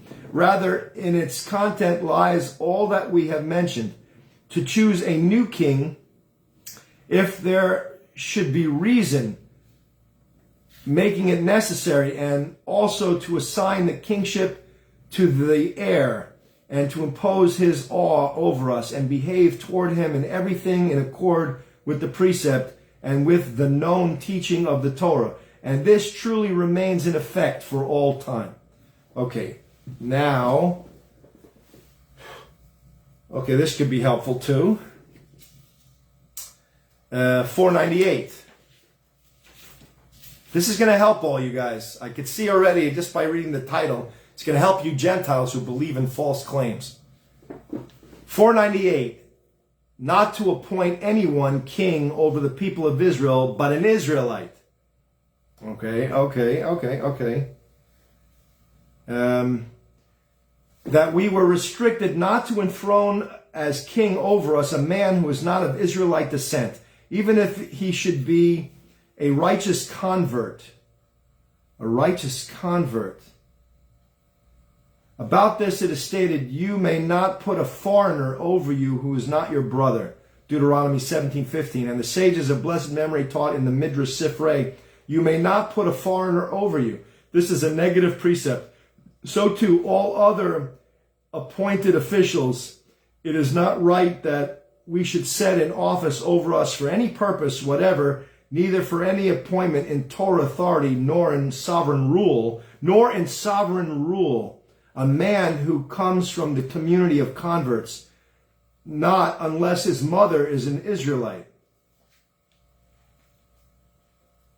Okay.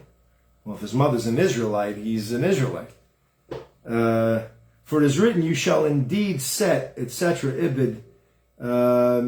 And the sages of blessed memory inferred all the placements in office that you establish for authority over you should be with none but people from among your brethren. The root reason for the precept is known, evident. For since the one chosen as head is to be obeyed by all in everything he says, he must be in any event of Israelite descent, since they are compassionate sons of compassionate forebears, so that he should have mercy on the people, not to overburden them in any matter at all, and he should love truth, righteousness, and fairness, as it is known about anyone from a family descended from Abraham, that he has all these good qualities. Remember I told you a long time ago, the Jewish people are a compassionate people. If you were to push us into the sea, you'd be losing the most compassionate people on the planet. We are the descendants of Abraham. From Sarah, to whom the blessing was given.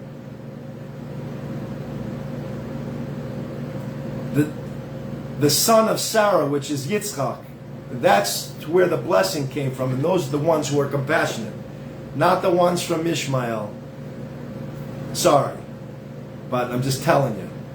Doesn't mean you can't work on yourself to become compassionate, but we have it in our DNA. I'm just telling you. I'm just reading the words to you. That he has all these good qualities in keeping with what the wise students of natural law say, that the nature of the Father is hidden, instinct in his sons. Among the laws of the precept, there is what the sages of blessed memory taught. Talmud Bavli Kedushin 76b, they sourced it in the footnotes, that none but a person of Israelite descent is to be appointed a chief in any authority, even an officer over a channel of water from which he distributes irrigation to fields. They said equally that no barber, bathhouse owner, or tanner is to be raised to the rank of a king or Kohen Gadol, to the rank of king or Kohen Gadol, not because they are disqualified for sovereign rule, but since their vocation is held in low esteem. The people would forever disparage them. A person who works at these trades even one day becomes disqualified for these ranks of authority. Barber, bathhouse owner, or tanner.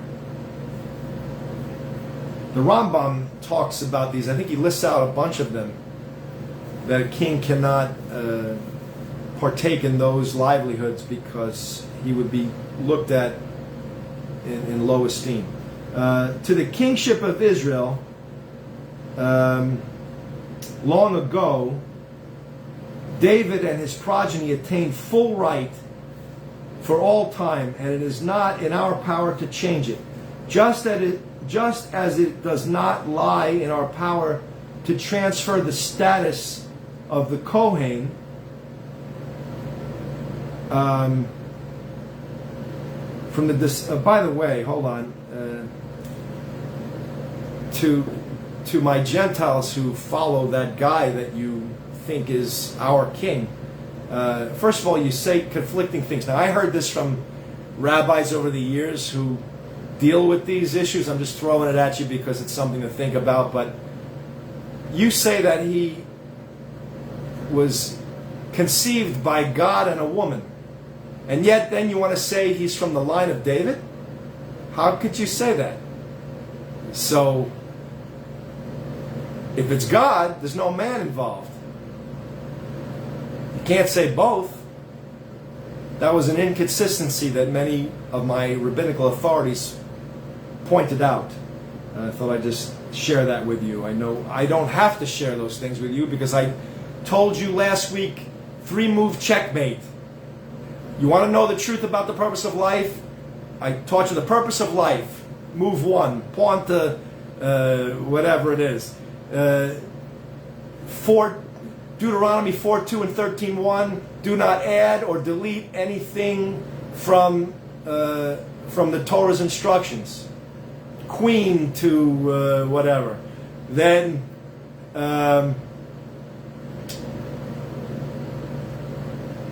I said, you will be punished if you do not fulfill the obligations of the Torah. That's part of our training, of our teaching. It's in the written and oral law that we will be punished.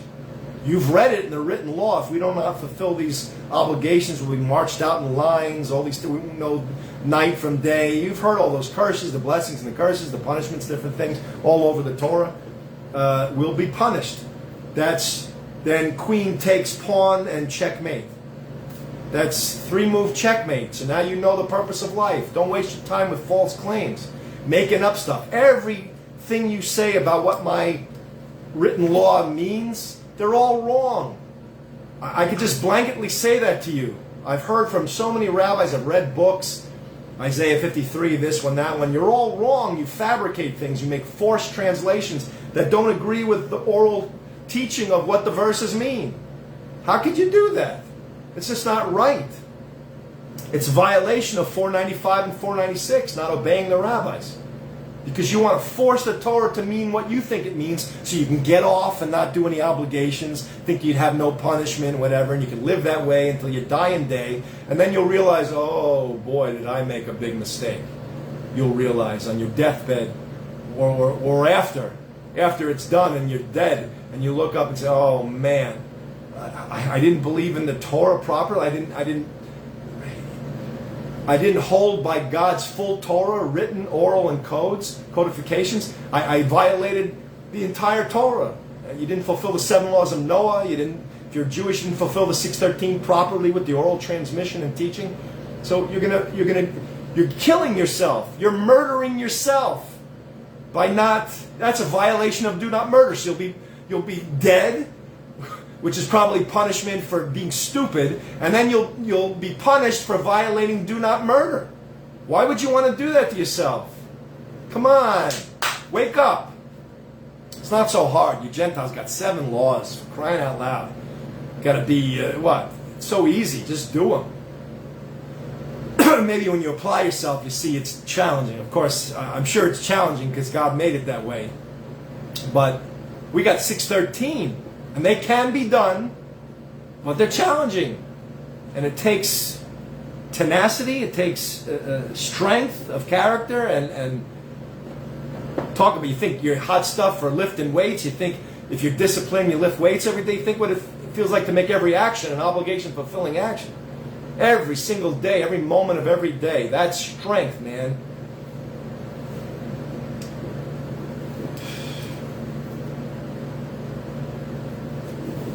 Let's see. I also wanted to say something else. There was a point there where the author called Gentiles heathens. I just want to explain another thing. Because as we get closer into the oral law, you'll see some of the, not many places, but even my Rav made a point to say this to me once, that, teach it or share it in such a way where the Gentiles won't be offended, because my people were you guys were always anti-Semitic, and they were always fighting, my people were always fighting for their survival, as they are now, and they knew you guys, you Gentiles, did not think so highly of us, and they did not think so highly of you, because you were acting evilly to try to wipe us off the planet, God's chosen people, when we're supposed to be here to help you and be responsible for you and your future. I'm trying to be responsible for your world to come. I'm trying to get you the highest possible level, and you're fighting me. You're not listening. You're not respecting my authority, as I think that's from South Park.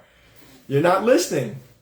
You're not taking it to heart. I'm trying to give you the truths. I might not be perfect. I make every action in my defense an obligation-fulfilling action. So you could, whatever you want to think that is your business. You don't think highly of that. I don't know anyone on the planet that does that I know of. I'm a little crazy that way. I'd rather be crazy in that regard, making Hashem so happy. Every move I make is for Him. Let Him look down on me with awe and say, wow, Larry's really using every ounce of life for me. Yeah. So however you want to look at that, I don't claim to be, perfect. I'm trying my best. So is every Rav perfect? I'm a self-appointed rabbi, whatever that means too. I mean, maybe in God's eyes, that's a very noble thing. To stand up without even smicha and without even shimush. Smicha is ordination and shimush is, well, I do have shimush actually. I studied under a posek how to answer questions, so I do have some semblance of shimush. That is true in my defense. But what rabbi is perfect? But yet they study and they know the laws and they're teaching you the laws. And if you're not going to receive them, so what's the use of having a teacher? So I'm teaching you, receive. For crying out loud, receive. Okay, let's see. The remaining detail, let's see. To the kingship, it becomes disqualified for the ranks of authority. To the kingship of Israel, to the change, just as it does not like, okay. To the kingship of Israel, long ago, David and his progeny attained full right for all time, and it is not in our power to change it, just as it does not lie in our power to transfer the status of the Kohen from the descendants of Aaron. For it is stated about it, your throne shall be established forever. 2 Samuel 7:16. And in explanation, the sages of blessed memory said, in explanation, that's oral law right there. The sages of blessed memory said, footnote, Talmud Bavli Yoma 72b, that's one of the tractates, I believe I did Yoma already. The crown of sovereignty David attained. Whoever believes in the Torah of Moses will acknowledge this. The remaining details of the precept are clarified in various places in the tractates, that's the Gemara, the Talmud, the oral law, Yevamos, Sanhedrin, Sota, and Nida. I previously wrote some of the laws of kingship as my practice is above in the third positive precept in this Sidra 497. Right. In this Sidra 497. Well, we're on 498. But what was 497? Oh, I read that already. A point came right. Okay. This prohibition in regard to kingship is in force when the Israelites are on their own soil in their settled state. They don't seem to be settled right now. And it is one of the injunctions imposed on the community in general. As for other positions of authority in Jewry, this prohibition is in force wherever they, the Jewish people, are. For it is forbidden them by the law of the Torah to appoint over the community a man who is not originally of the Jewish people. Now this, it dawned on me before when I read something like this too. Are we allowed to be in a Gentile nation with a Gentile king or a Gentile ruler over us? Maybe we're supposed to go home to Israel. Maybe this is not right. And I was telling this gentleman, the husband of the wife we met the other night, that I asked him if he was for the previous president, and he said he was. And he went on to say to me, I said, he doesn't have very good traits, very good character traits. It would be nice if he worked on himself and became a nicer person. I said to my mom in the car, who's, I guess she would be a more of a Democrat. I'm neither Democratic nor Republican. I'm a Torahist. I believe in this information as guiding us as to how to live. But I think to myself that the Democrats, I was trying to analyze why their leaders seem to please people. It's because I think they're pleasing to people. they seem to be civil and polite and kind and not so bullyish. In defense of the previous president, and to be fair, I said to the man, well, first he said to me, if a fireman arrives at your house, at a house to put out a fire, you don't go asking him which women he slept with. You just want him to take care of business and get the job done. And I agreed. I said, yeah, okay, I get it. I see your analogy.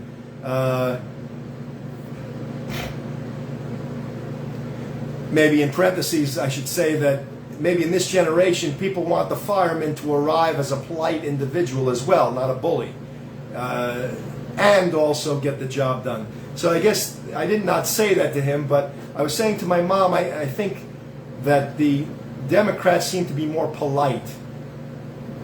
But again, in his, I'm just a server of, I serve truth and God. I serve God and the truth, and I'm trying to do what's right. I will say that,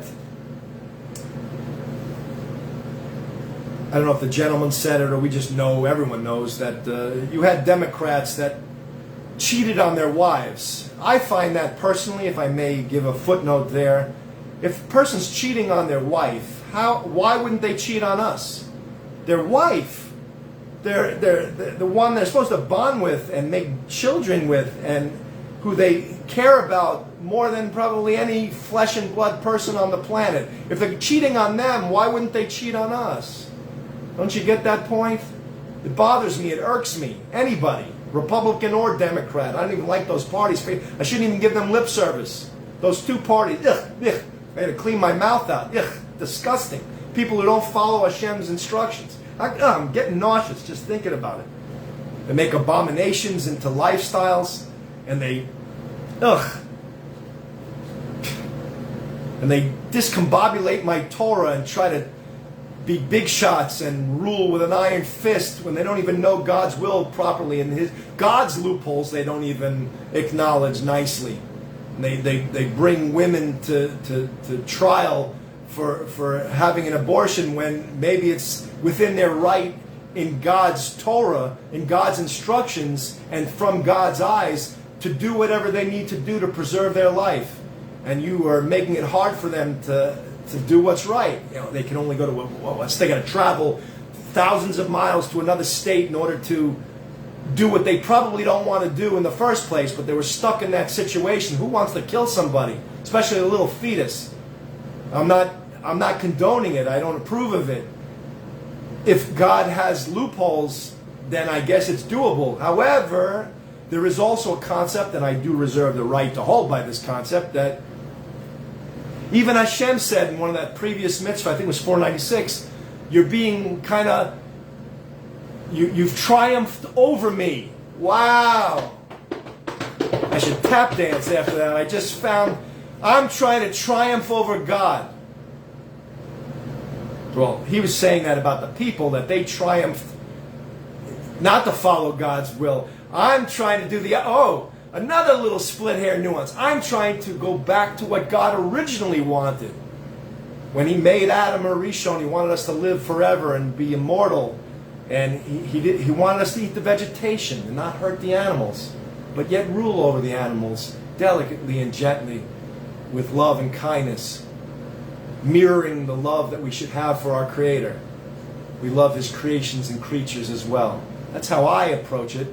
And I feel like I'm trying to triumph over the falsity of my generation and the low-level view of Torah that my generation has. I want to triumph over them and go back to the way God originally wanted his Torah kept, so that we make him a happy camper once and for all. That's what I want to do. Boy, all these little nuances are coming out. I'm really getting to use these little pearls, these beautiful gems. So what was I saying? Stay with me. This might be a little long one. I'm going to finish these couple of minutes. It's only a couple of pages. But then I want to talk about Israel. I don't know how long that's going to take. Maybe I could do it in 15 minutes if I'm well organized up here. I'll try my best.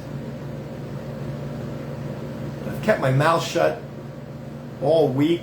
6 people were killed in Israel. I'm hurting. I'm crying. I'm grieving. And yet I'm angry at everybody. And yet I'm hopeful for everybody. And I know I have the truth.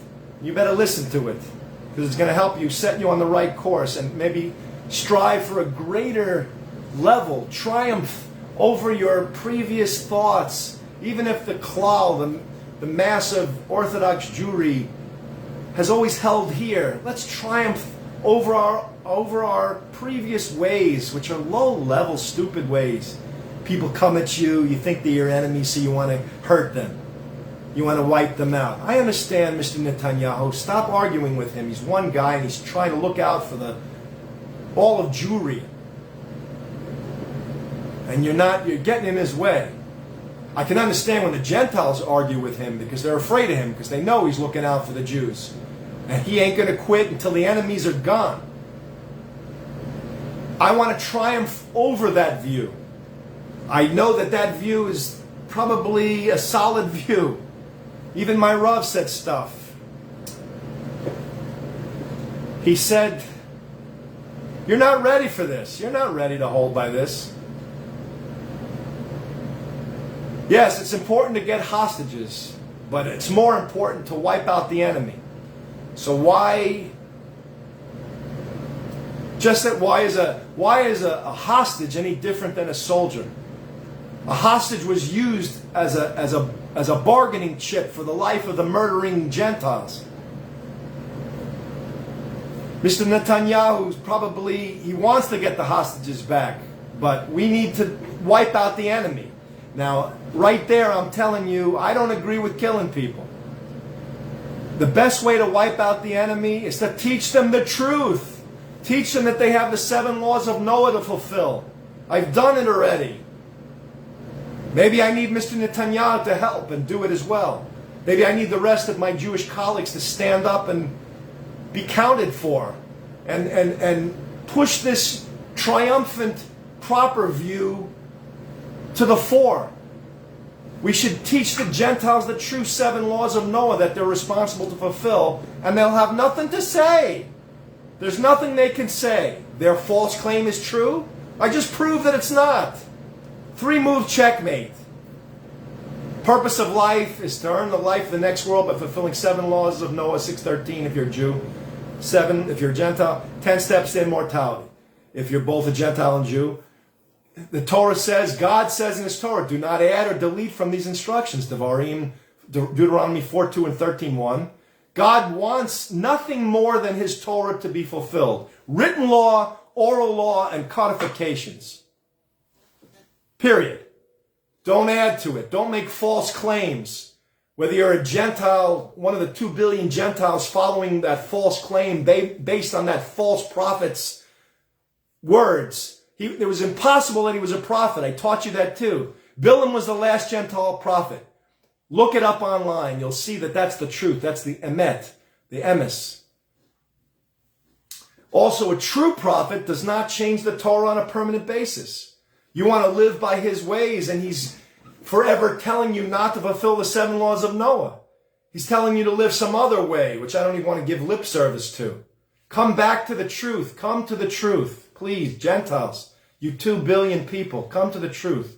Let's be triumphant over falsity, and you won't die. I'm trying to save your life because Mr. Netanyahu is trying to protect the Jewish people at all costs, and to be honest, I don't think he has the wherewithal, unless he proves me wrong. I wish he could prove me wrong, but I don't think he has the wherewithal to teach you the 7 laws of Noah. So he's just going to try to wipe out the enemy. That's my take on the situation. There, I said it. I love him, but, it's funny. I heard that that father and mother of Hirsch, and I was impressed by the woman says there was a piece of footage where she kept Shabbos, she didn't turn her phone on. And then it gave me a whole new view of those people. I started to say, aha, okay, but I wish she would dress a little more tzniusly. First of all, I'm so sorry for your loss. Hirsch,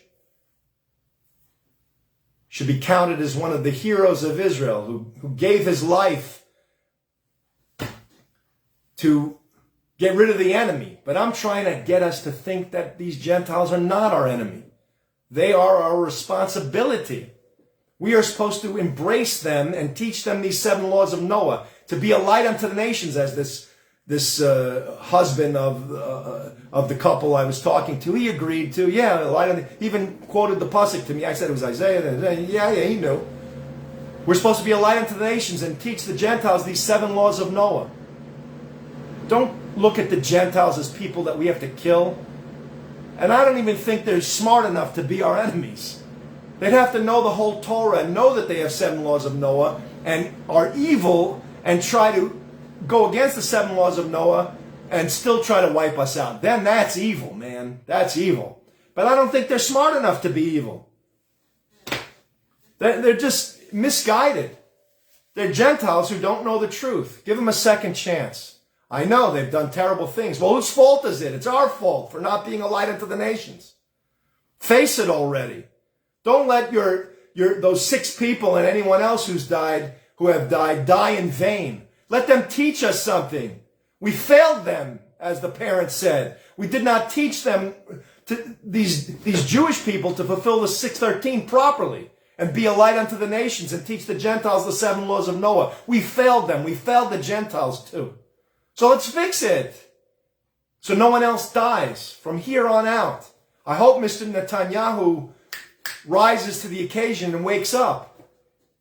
Teach the Gentiles the 7 laws of Noah. I think you're religious enough. What do you have to do?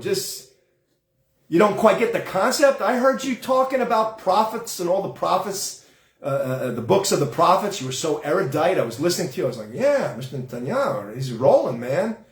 I mean, I read all those books, and I'm hearing you talk and saying things in the name of the Jews and Israel, and you're like really impressive. And I asked the gentleman at the table too, Orthodox guy, to my understanding, and I mean, I looked less. I didn't even have my kippah on. I had my own loopholes for things. It has to do with my mom. It has to do with striving to save lives. I'm not going to explain it. I explained it before. You're not going to get it. He might not get it. But whatever, I did the best I could. This is who I really am, okay? At my highest possible level, and maybe even higher. I have to aspire to be higher. Excuse me. But this is my starting point. Maybe I get to do this once a week. In my present situation, I'm trying to I'm cleaning the swamp. I'm really the one trying to clean the swamp. I'm working on getting the muck out of here and get to the truth and give it over. This is the proper view. We're supposed to love the Gentiles. They're our brothers and sisters. These 2 billion Gentiles are our brothers from a different mother. Our stepbrothers, what do you call it? It's not it's one of the stepbrothers, or the, what's the other word? Stepsister, stepbrother, or a half-brother? I think it's a stepbrother. Stepbrother? Forgive me if I'm wrong, but the point is still true. We need to love them and embrace them and teach them the 7 laws of Noah, and the killing will end. The murdering, the martyring, the manipulating of the news. They're not going to want to make the Jewish people look bad, because we're their only source of truth on the planet. Help them realize it. Rise to the occasion. The wife said she wanted to wipe everybody out. And I said, that's not the Jewish way. That's not in keeping with the compassion that I mentioned, that the author of the Sefer Chinuch just mentioned. I don't want to embarrass her. I'm not mentioning any names or anything. She's a good-hearted woman, but she didn't know any other thing to say, because the majority, and I would judge her favorably, the majority probably of my colleagues would say, wipe out the enemy. Except the ones that are related to the hostages. Those ones they want the loved ones at home. They're going to have to rise even harder. Think of the bigger picture. What are we here for in this world? I don't want to see anyone die. I don't want to die. You don't want to die. These Gentiles don't want to die. We got to rise higher. God's what's important. Pleasing Him. We should not have any enemies. stop hating the Jewish people and we should stop hating you, and don't give us a reason to hate you. We really don't usually hate people unless they give us a reason to hate them. And you pretty much, October 7th was a big reason. You had a lot of terrible, horrific things in there. Expressions of hatred toward the Jewish people and a grand, misguided misunderstanding of what we are. You don't get it. You don't understand what God wants. There's no way you really know how to please God. You're following false information that's guiding you. It says in your claim to kill the Jewish people. And I know, sadly, in a misguided, horrifically misunderstanding way, you think you're serving God, but you're not. And you're illogical too. Why would God want his chosen people eradicated?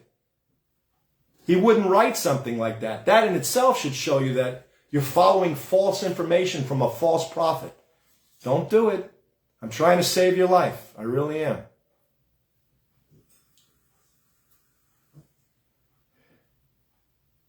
And if you're not going to fulfill the obligations of God, I'm sorry, but I have to agree with Mr. Netanyahu and my Rav. Wipe out the enemy. Don't give them a chance to do that ever again. October 7th should never happen again. They should never be armed. These misguided Gentiles who believe in a false claim should not be living near the chosen people at all. They should be out. That's if you don't want to fulfill God's true instructions. I'm just telling you the truth from what I've surmised from the situation. I wouldn't want my brothers and sisters living near you. You're rude, obnoxious, arrogant, filthy, and disgusting in your views, and yet I love you. Can you imagine that? You've taken on so many evil traits because you're not following God's true instructions, and you think you're doing right and you're doing wrong, and you'll be grossly punished. If it's just where you lose your life or in any possible way that Hashem deems it necessary, that will happen. Or you think you're going to get the world to come? Not while you know the truth. This is the truth. You know the 7 laws of Noah. It's like every Gentile on the planet knows that Jews are not allowed to marry Gentiles. So why would you marry a Jewish person if you're a Gentile? You know you're just ticking off God. Why would you do that? You know, and you've heard that these 7 laws exist. And if you haven't, go look it up.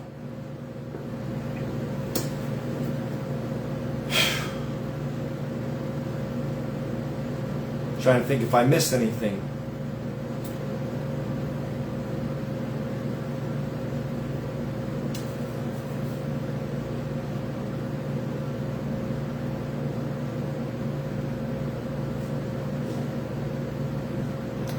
My Rav said to me, and I said, Rav, they're not going to be able to handle that. No way, man. So that's why you're forcing my Israeli brothers and sisters, Jewish Israeli colleagues who don't keep the Torah so well or kind of keep Shabbos but don't dress sneers. Even the men, you kind of look a little like you don't care so much about Hashem and whatever. You could have reasons for that, and you might be serving God on a higher level. I don't know, but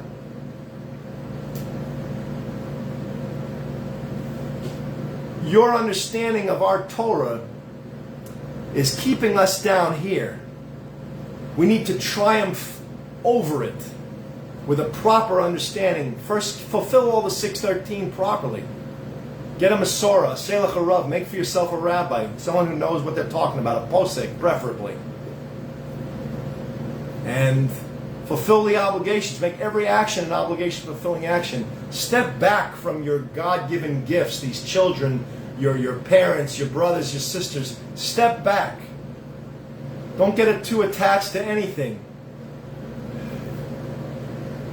These Gentiles who don't understand the truth, they want to inflict pain. You're having them succeed by letting it bother you. And I know. What choice do you have? It bothers you. I know. I feel it. I know. I'm sorry to even have to bring this up. I I'm trying to help you triumph over our present view of mitzvot and your loss. Because you're protesting all over Israel. I don't know if it's the right thing to do. I know you're trying to get Mr. Netanyahu to see the importance of bringing back the hostages. I don't think he does not see that. I think he for sure sees that, and he's trying to do that.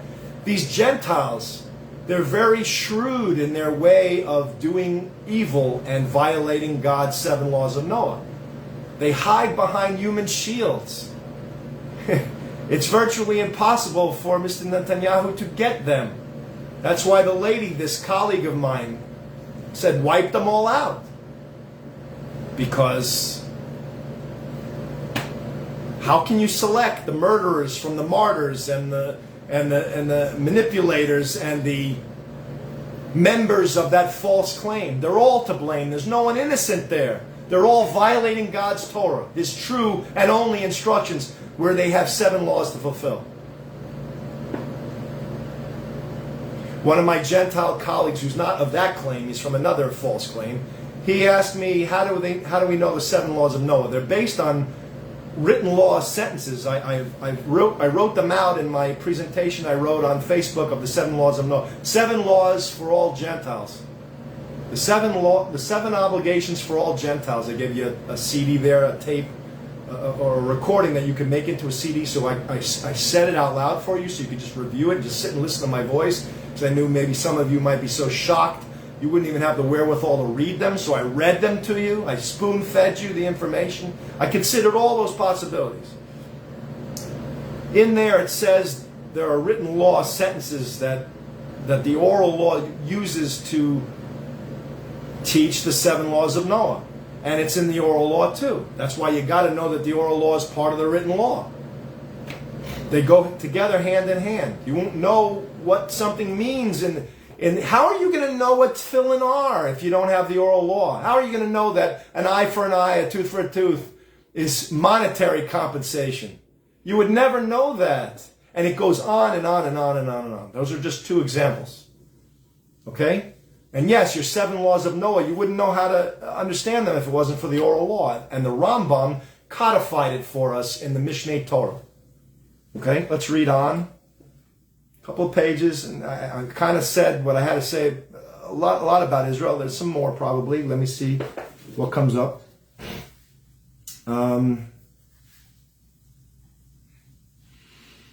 Sit with that and digest that.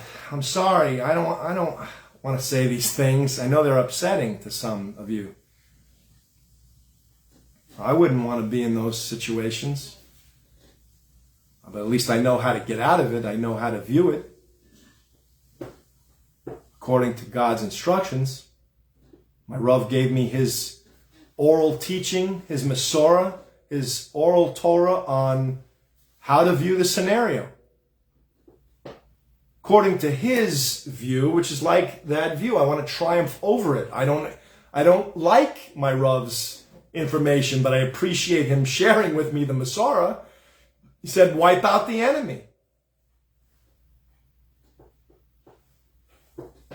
So what is that? Then I deduced, well, what does that make the hostage? It makes them a hero of Israel. I don't agree with the previous president. You get captured and you're nothing.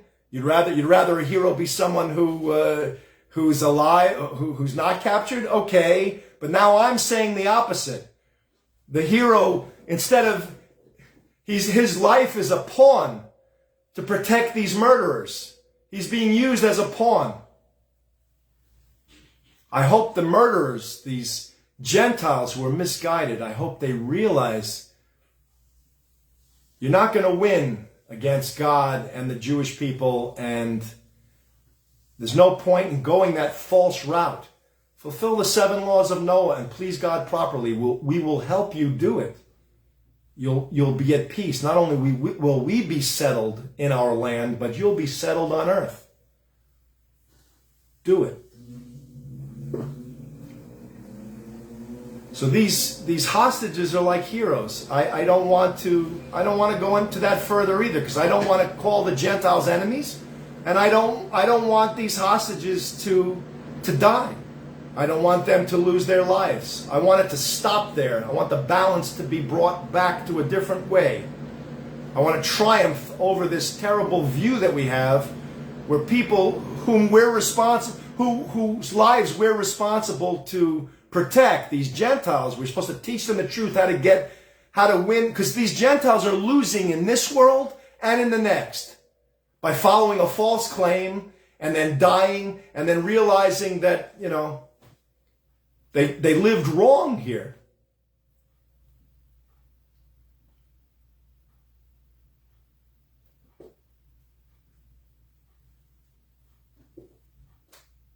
So we don't view them as enemies. They're our friends. They're our colleagues. It's a greater level to take a potential enemy and turn him into a friend. It's a higher level. Let's do it. It's not hard. Just teach them the truth. There's got to be people that know this truth. I just met one having dinner. 7 laws of Noah. He's like, yeah. Nice man. yeah. He knew what I'm talking about. I'm not speaking a foreign tongue to him.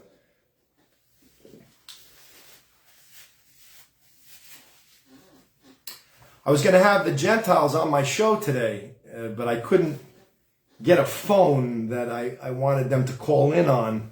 And I thought maybe we would discuss it out loud, but whatever. I'm going to continue reading these laws of a king. There's 1, 2, 3, 4, 5, still 5 pages. We're still on this page, okay.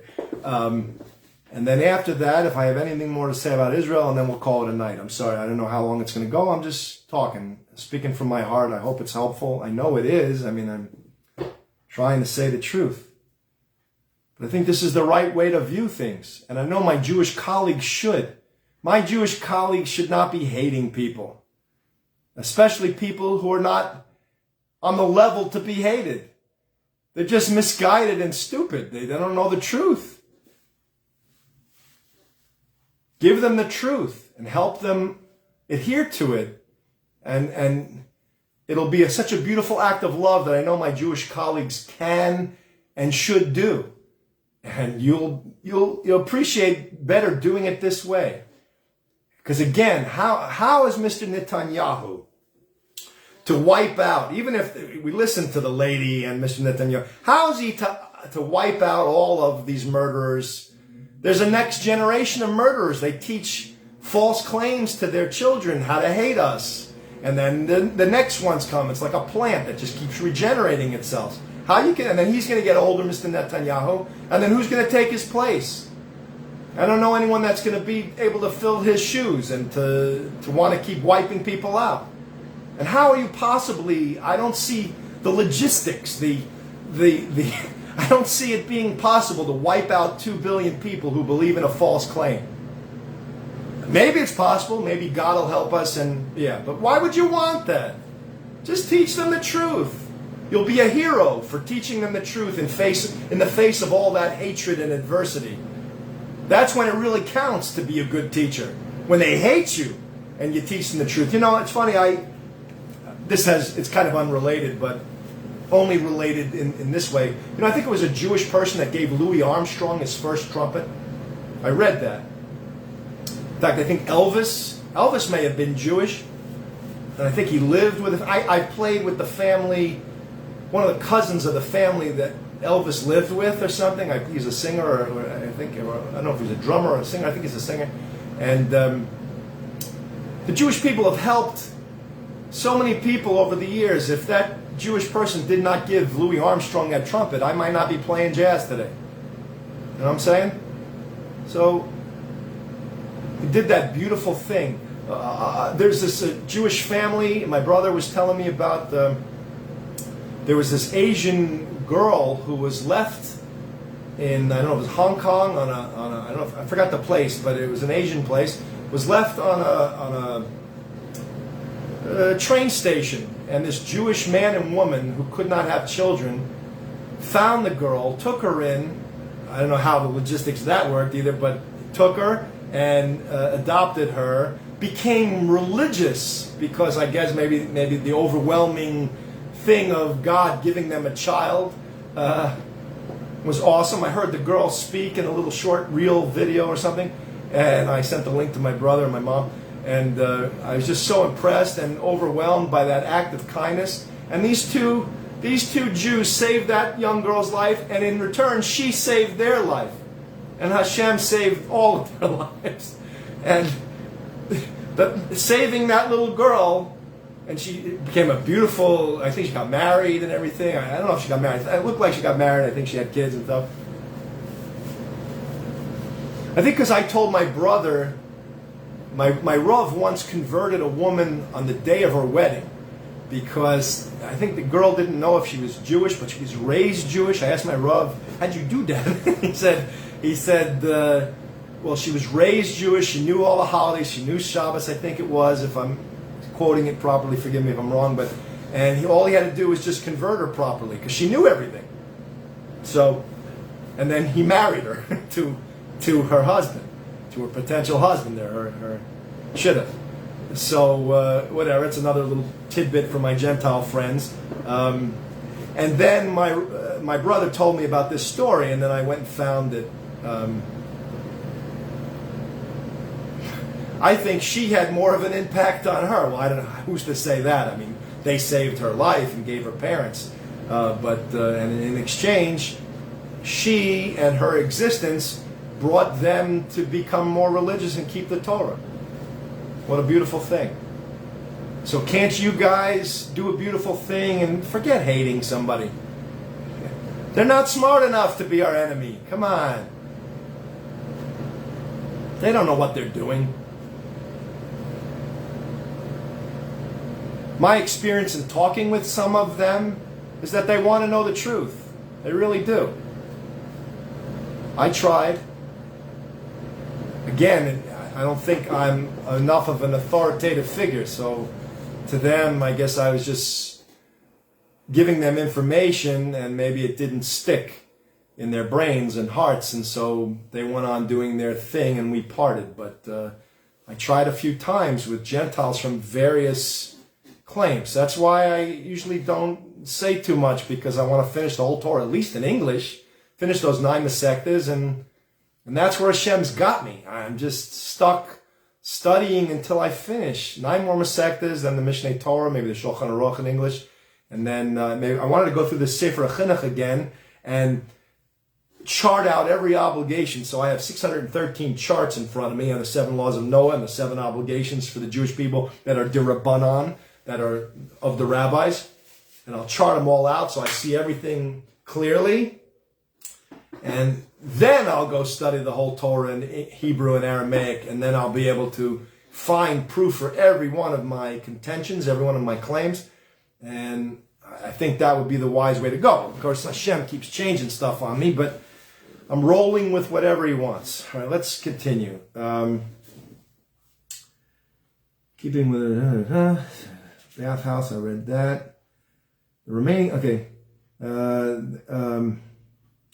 Just as it does not lie in our power to transfer the status of the Kohen from the sons of Aaron for the state of the same thing. And in explanation, the sages of blessed memory said, and I said it was Talmud Bavli Yoma 72b, the crown of sovereignty David attained. Whoever believes in the Torah of Moses will acknowledge this.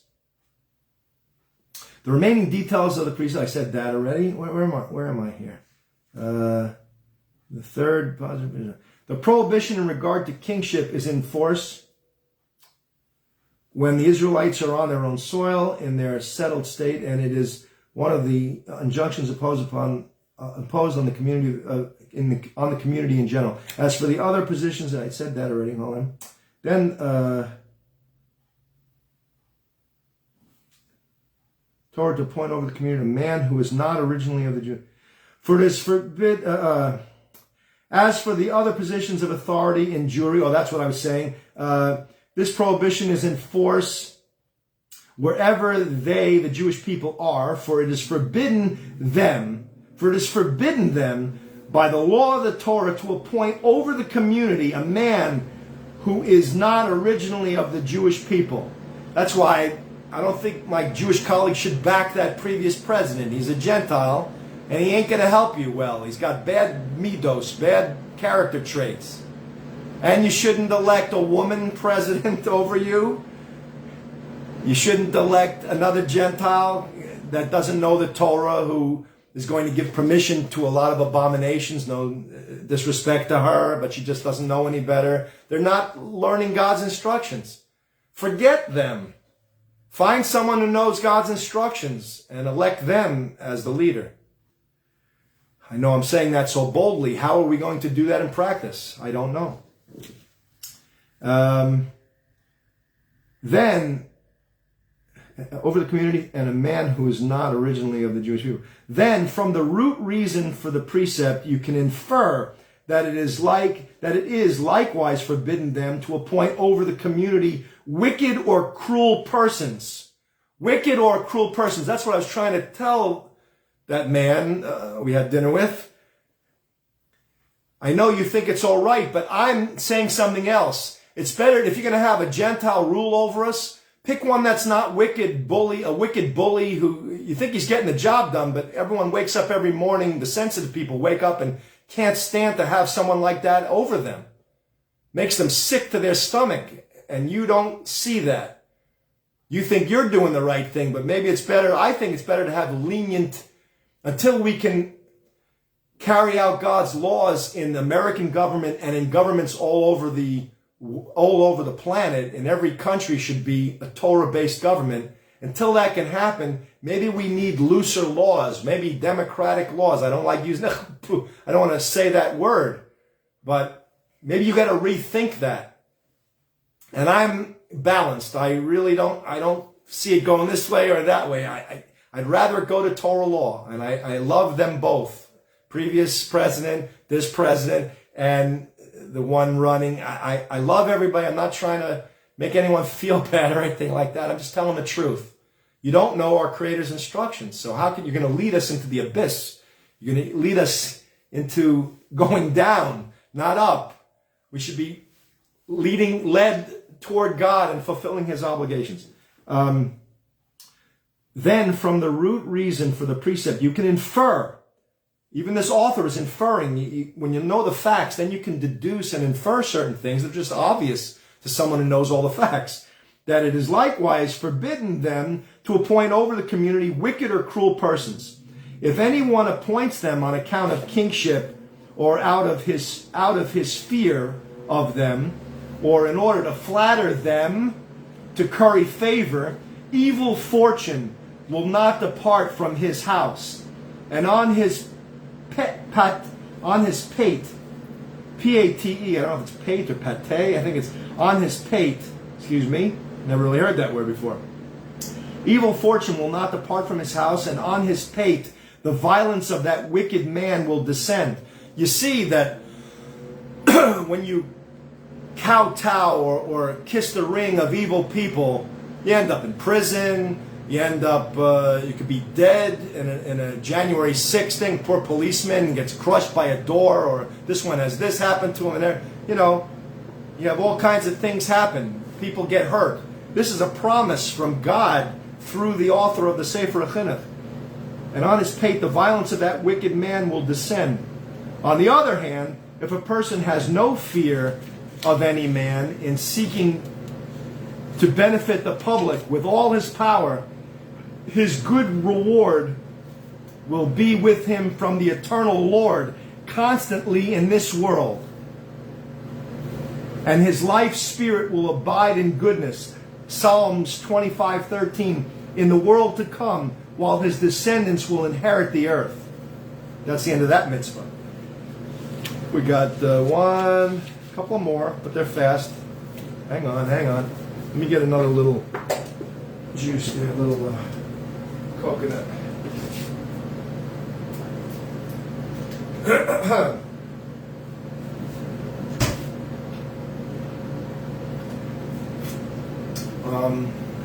What else did I want to tell you?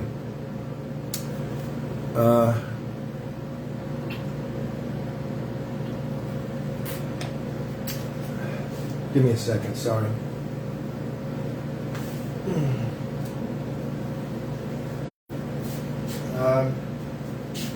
I like coconut water.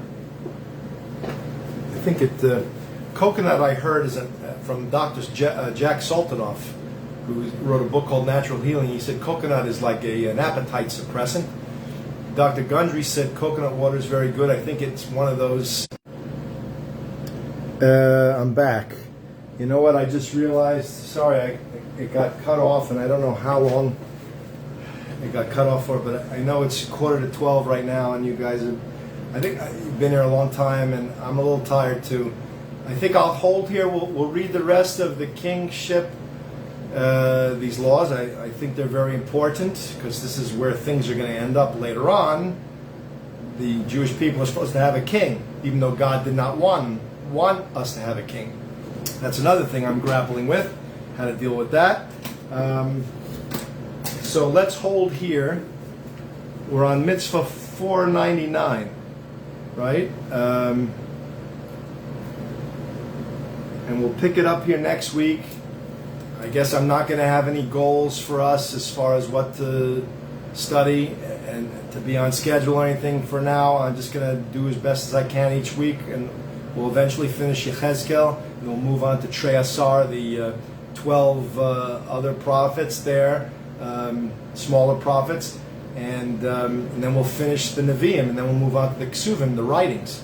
And I think, viewing it this way, before I was gonna have us just do the written law in English and then go back and do it in Hebrew and Aramaic, but I think I'm going to maybe pursue, in light of the question from my Gentile brothers and sisters who wanted to know about the oral law, I think we may study it in English first, and then I didn't have that reason in my head before, but now I have it. I can see the importance of it.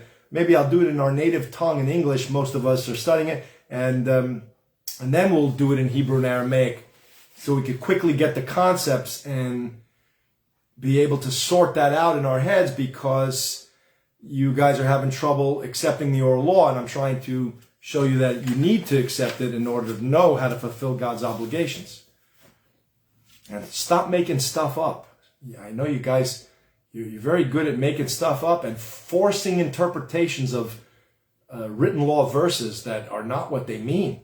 I mean, I just look at them and I know that, why would God ever think that that's this person or that? Or that? Doesn't make any sense, you know? And what I know about him from the oral law too, that's this claim.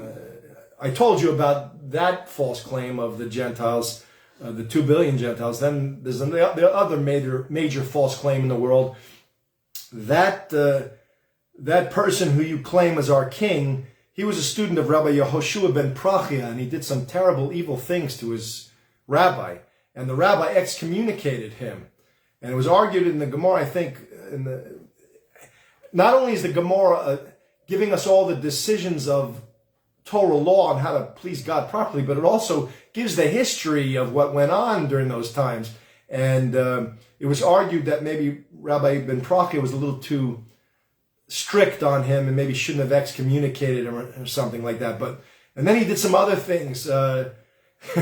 Actually, one of them you're not going to be able to stomach. It's maybe a little too out there for you, but he had like a flying carpet or something.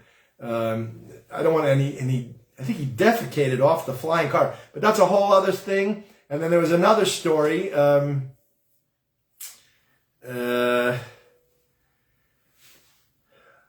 Well, they went to an inn. Your guy was going with Rabbi Ben Prachia to an inn, like a hotel of some sort in those times. And Rabbi Ben Prachia said something to compliment the hostess and said, wow, what a beautiful hostess we have. But he was talking about her character traits or how lovely she was. And he said, your guy said to Rabbi Ben Prachia, Rabbi, how could you say that about her? It was like he thought he was commenting on her physical beauty or something, and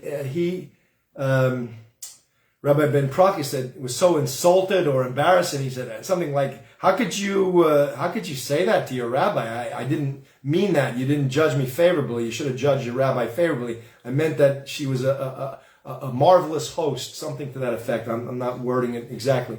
And it's funny because the Gentiles years back burned our Gemara to censor it so that it wouldn't mention these stories about your guy, so that you could continue to believe what you want to believe and get off the hook from the 7 obligations, and it ain't going to happen.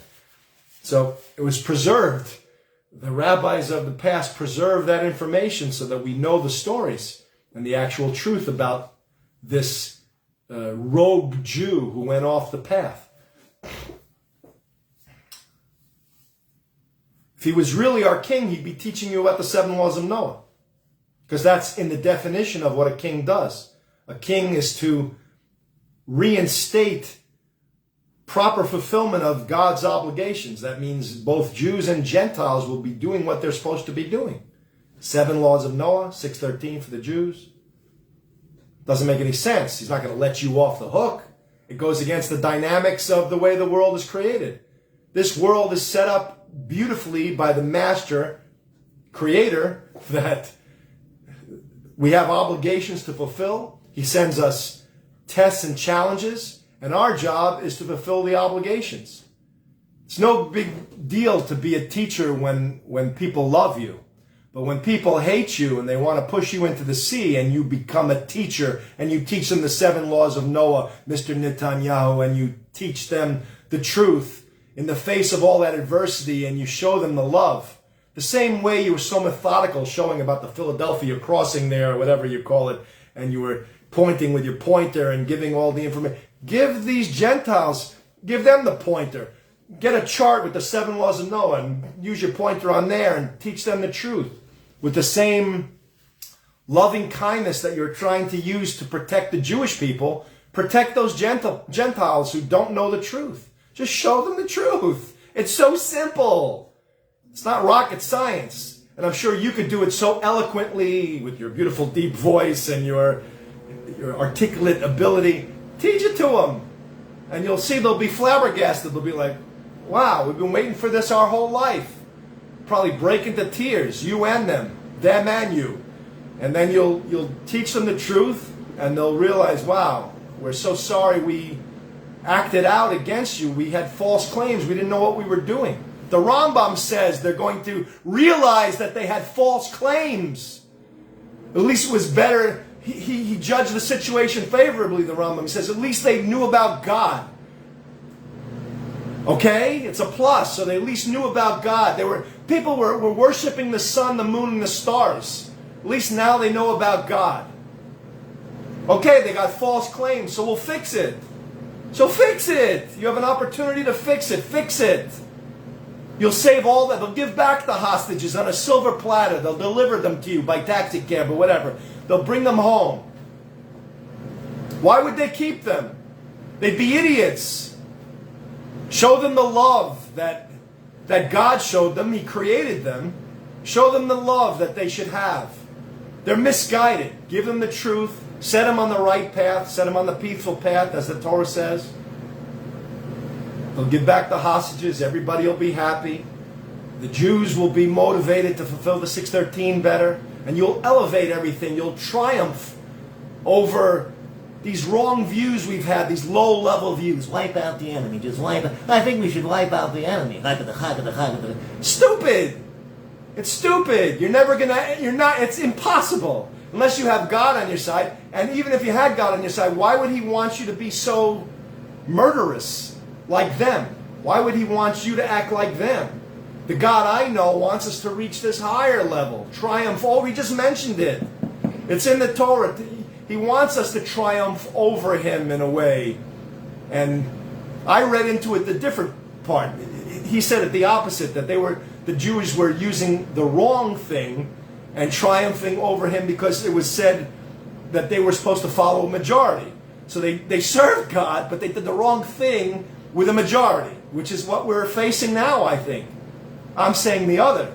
We're going to do the right thing and make the majority get to a higher level.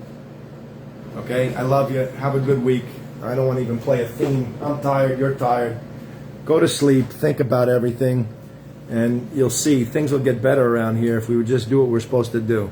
Make every action an obligation fulfilling action. I love you.